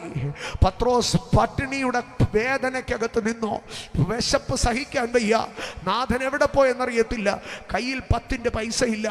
എന്നാൽ അഭിമാനിയായ പത്രോസ് ശിഷ്യന്മാരുടെ അടുക്ക പറഞ്ഞോ, നമ്മൾ ആരുടെ അടുക്കലും തെണ്ടാൻ പോകത്തില്ല, നമ്മൾ ആരുടെ അടുക്കലും തെണ്ടാൻ പോകത്തില്ല, നമ്മൾ ആരെ ഒന്നും കുത്തി തുറക്കാനും പോകത്തില്ല, പഴയ വലയും വള്ളം അവിടെ കിടപ്പുണ്ടല്ലോ, നമുക്ക് പോകാം, എന്തെങ്കിലും പിടിച്ച് നമുക്ക് ഭക്ഷിച്ച് വിശപ്പടക്കാം. പത്രോസിൻ്റെ കൂടെ ബാക്കിയുള്ളവരും പോയി.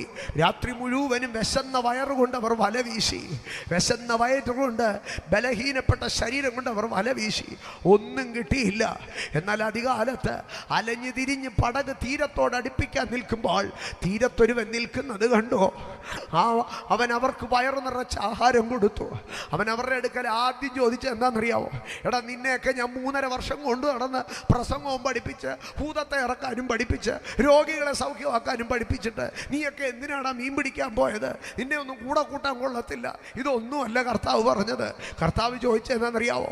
മക്കളെ, എനിക്കറിയാം ഇന്നലെ ഒത്തിരി വയറ് വിശന്നിട്ടാ നീ മീൻ പിടിക്കാൻ പോയെന്ന്. ഞാൻ ചോദിക്കട്ടെ, വല്ലതും കിട്ടിയോ നിനക്ക്?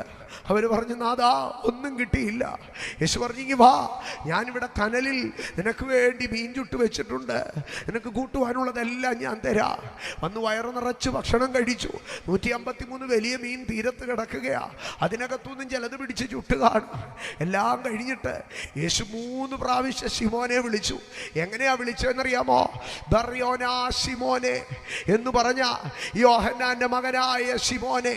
അതിനകത്ത് പറയുകയാണ്, ശിമോനെ, എനിക്ക് നിന്നെ അറിയാം, നിന്റെ അപ്പനെ അറിയാം. ശിമോനെ, എനിക്ക് നിന്നെ അറിയാം, നിന്റെ അപ്പനെ അറിയാം. നിന്റെ ബലഹീനതകളെ നോക്കി പലരും നിന്നെ വിരൽ ചൂണ്ടുമ്പോൾ നീ എന്ന ബാല്യക്കാരത്തിയുടെ മുമ്പിൽ ഇരുന്ന് എന്നെ തള്ളിപ്പറഞ്ഞത് കണ്ട പലരും വർത്താനം പറയുന്നേ. പക്ഷേ ശിമോനെ, നിന്റെ അപ്പൻ യോഹന്നാനാണെന്നോ, നിന്റെ അപ്പനും അമ്മയും എത്ര ഭക്തിയോടെ നിന്നെ വളർത്തിയതാണെന്നോ, അവന്റെ കടിപ്രദേശത്ത് നിന്ന് നീ ഉത്ഭവിച്ച് നിന്റെ അമ്മയുടെ ഉദരത്തിൽ നീ ഉളവായ നാൾ തുടങ്ങി നിന്നെ എനിക്ക് വേണ്ടി ഒരുക്കി വെച്ചതാണെന്നോ. യോഹന്നാന്റെ മകനായ ശിമോനെ, എനിക്ക് നിന്നെ അറിയാം, നിന്റെ അപ്പനെ അറിയാം. ഞാൻ നിന്നെ കൈവിടത്തില്ല. സാത്താൻ ഗോതമ്പ് പോലെ നിന്നെ പാറ്റി. പക്ഷേ ശിമോനെ, നിനക്ക് എന്നോട് സ്നേഹമില്ലേ?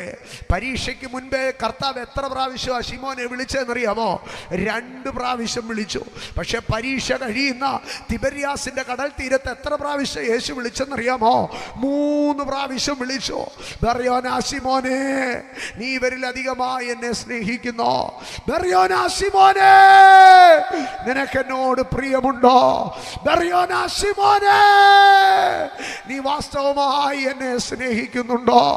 2 പ്രാവശ്യം വിളിച്ചു പറഞ്ഞു, സാത്താൻ കോതമ്പ് പോലെ നിന്നെ പാറ്റും, പക്ഷേ നിന്റെ വിശ്വാസത്തെ ഞാൻ സൂക്ഷിച്ചു കൊള്ളാം.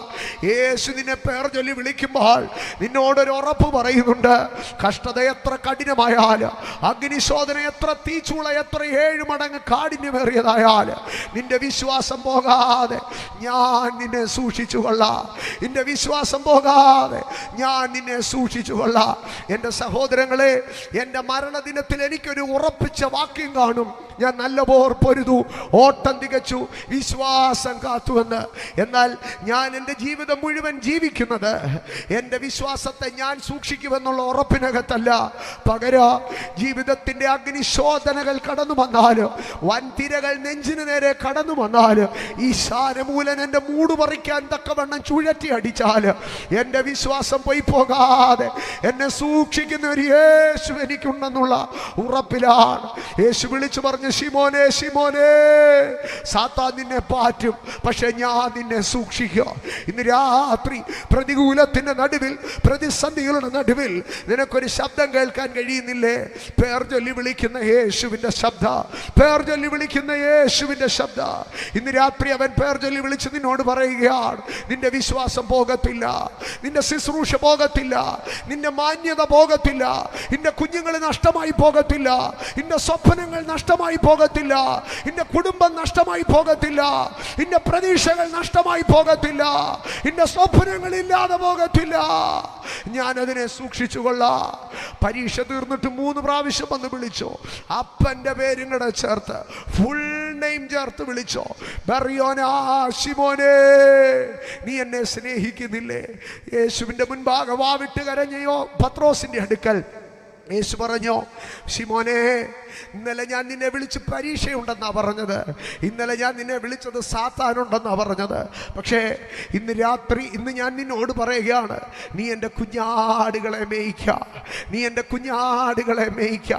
എൻ്റെ സഹോദരങ്ങളെ, ഇതുപോലൊരു കൊച്ചു വെളുപ്പാൻ കാലത്താണ് പത്രോസ് യേശുവിനെ തള്ളിപ്പറഞ്ഞത്.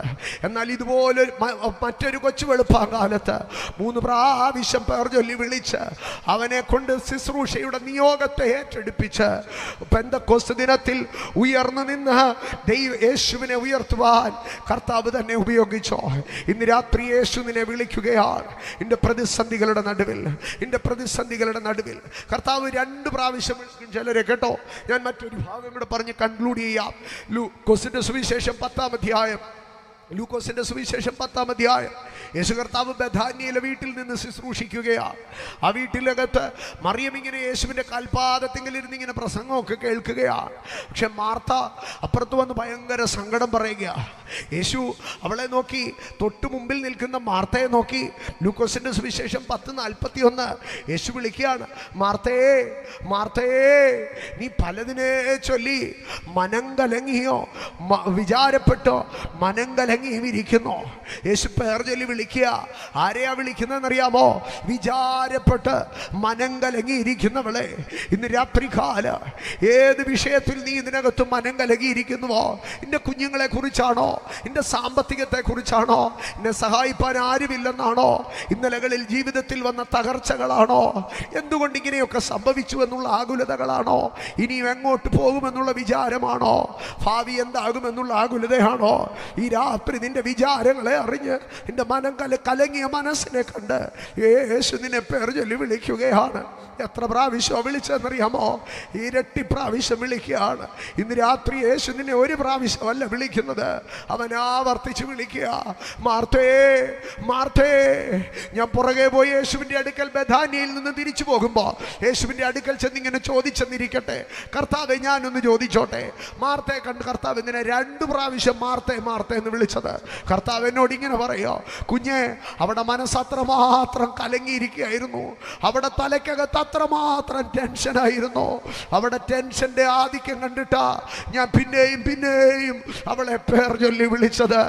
ഇന്ന് രാത്രി നിന്റെ മനസ്സിന്റെ ഭാരം അറിഞ്ഞ്, നിന്റെ സങ്കടത്തിന്റെ സാന്ദ്രത അറിഞ്ഞ്, നിന്റെ പ്രതികൂലത്തിന്റെ തീവ്രത അറിഞ്ഞ് അവൻ നിന്നെ ആവർത്തിച്ച് പേർ ചൊല്ലി വിളിക്കുകയാണ്. ഇന്ന് രാത്രി ആർക്കാണ് പേർ ചൊല്ലി വിളിക്കാൻ കഴിയുന്നതെന്നറിയാമോ? നിന്നെ നന്നായി അറിയുന്നവന്. ശിമോനേ, അല്ലല്ല, യോഹന്നാന്റെ മകനായ ശിമോനേ, എനിക്ക് നിന്നെ അറിയാ, നിന്റെ അപ്പനെ അറിയാ, നിന്റെ കുടുംബം അറിയാ, നിന്റെ ചരിത്രം അറിയാ.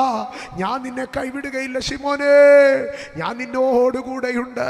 മാർത്തയേ, മാർത്തേ, നിന്റെ സങ്കടം എനിക്കറിയാ, നിന്റെ മനോവ്യാകുലം എനിക്കറിയാ, ഞാൻ നിന്നെ കൈവിടുകയില്ല.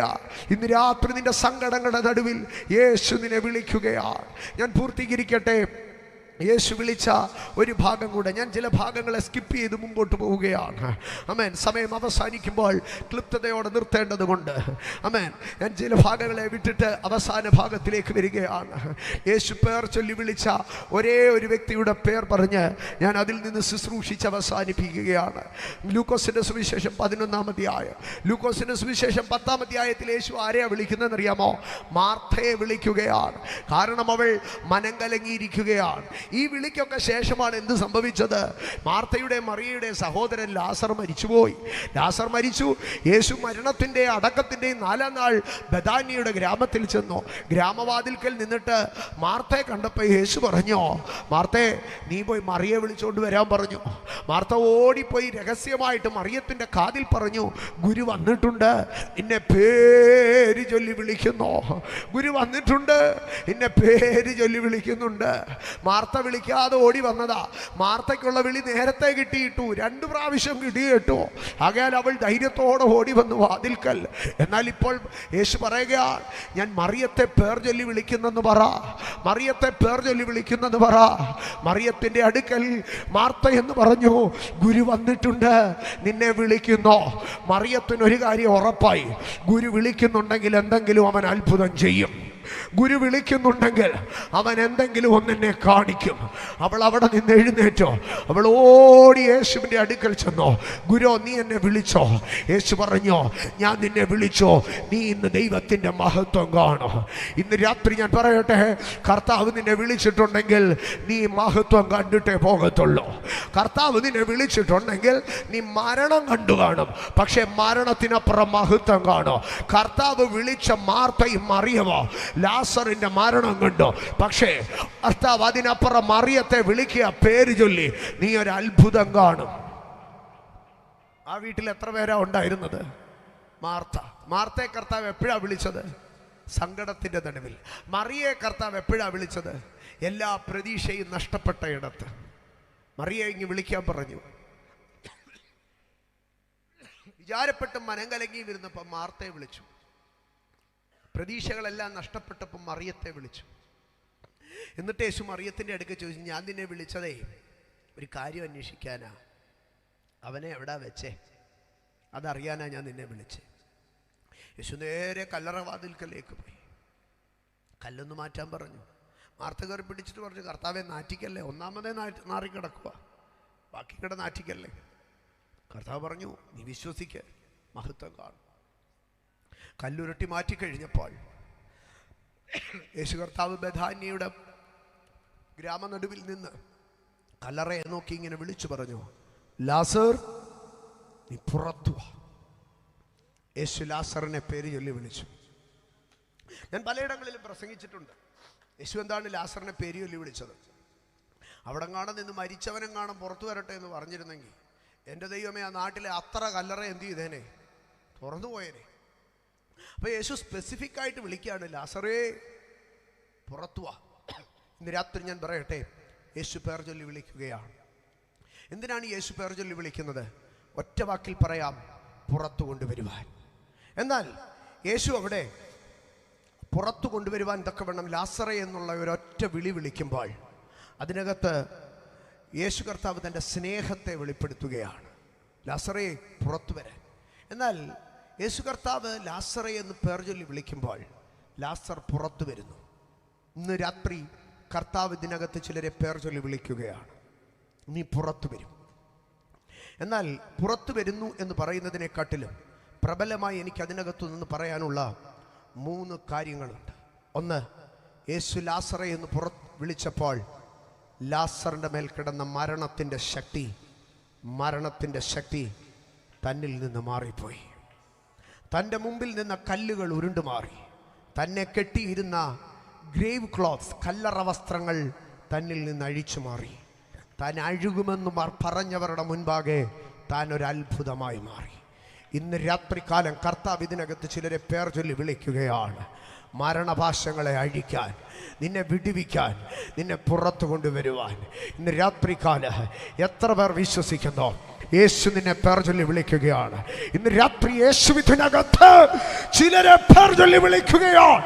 To break the power of death, to break the bondage of hell. ഈ രാത്രി യേശു നിന്നെ പേർ ചൊല്ലി വിളിക്കുന്നു. ഈ രാത്രി യേശു നിന്നെ പേർ ചൊല്ലി വിളിക്കുന്നു. ഏത് കല്ലറയ്ക്കകത്ത് നീ ഒതുങ്ങിപ്പോയവനാണെങ്കിലോ ഇന്ന് രാത്രി അവന്റെ വിളി നിന്നെ പുറത്തു കൊണ്ടുവരും.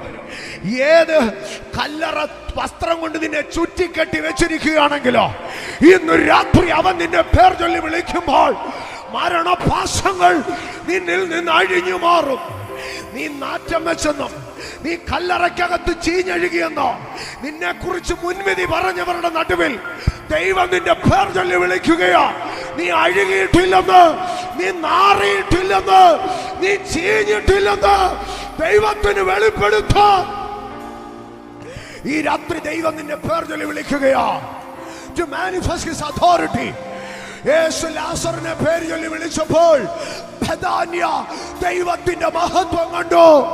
യേശു ലാസറിനെ പേര് ചൊല്ലി വിളിച്ചപ്പോൾ മരണപാശങ്ങൾ അഴിഞ്ഞു. യേശു ലാസറിനെ പേര് ചൊല്ലി വിളിച്ചപ്പോൾ പാതാള ശക്തികൾ തകർന്നടിഞ്ഞു. യേശു ലാസറിനെ പേര് ചൊല്ലി വിളിച്ചപ്പോൾ മരണത്തിന്റെ ശക്തികൾ കീഴടങ്ങി.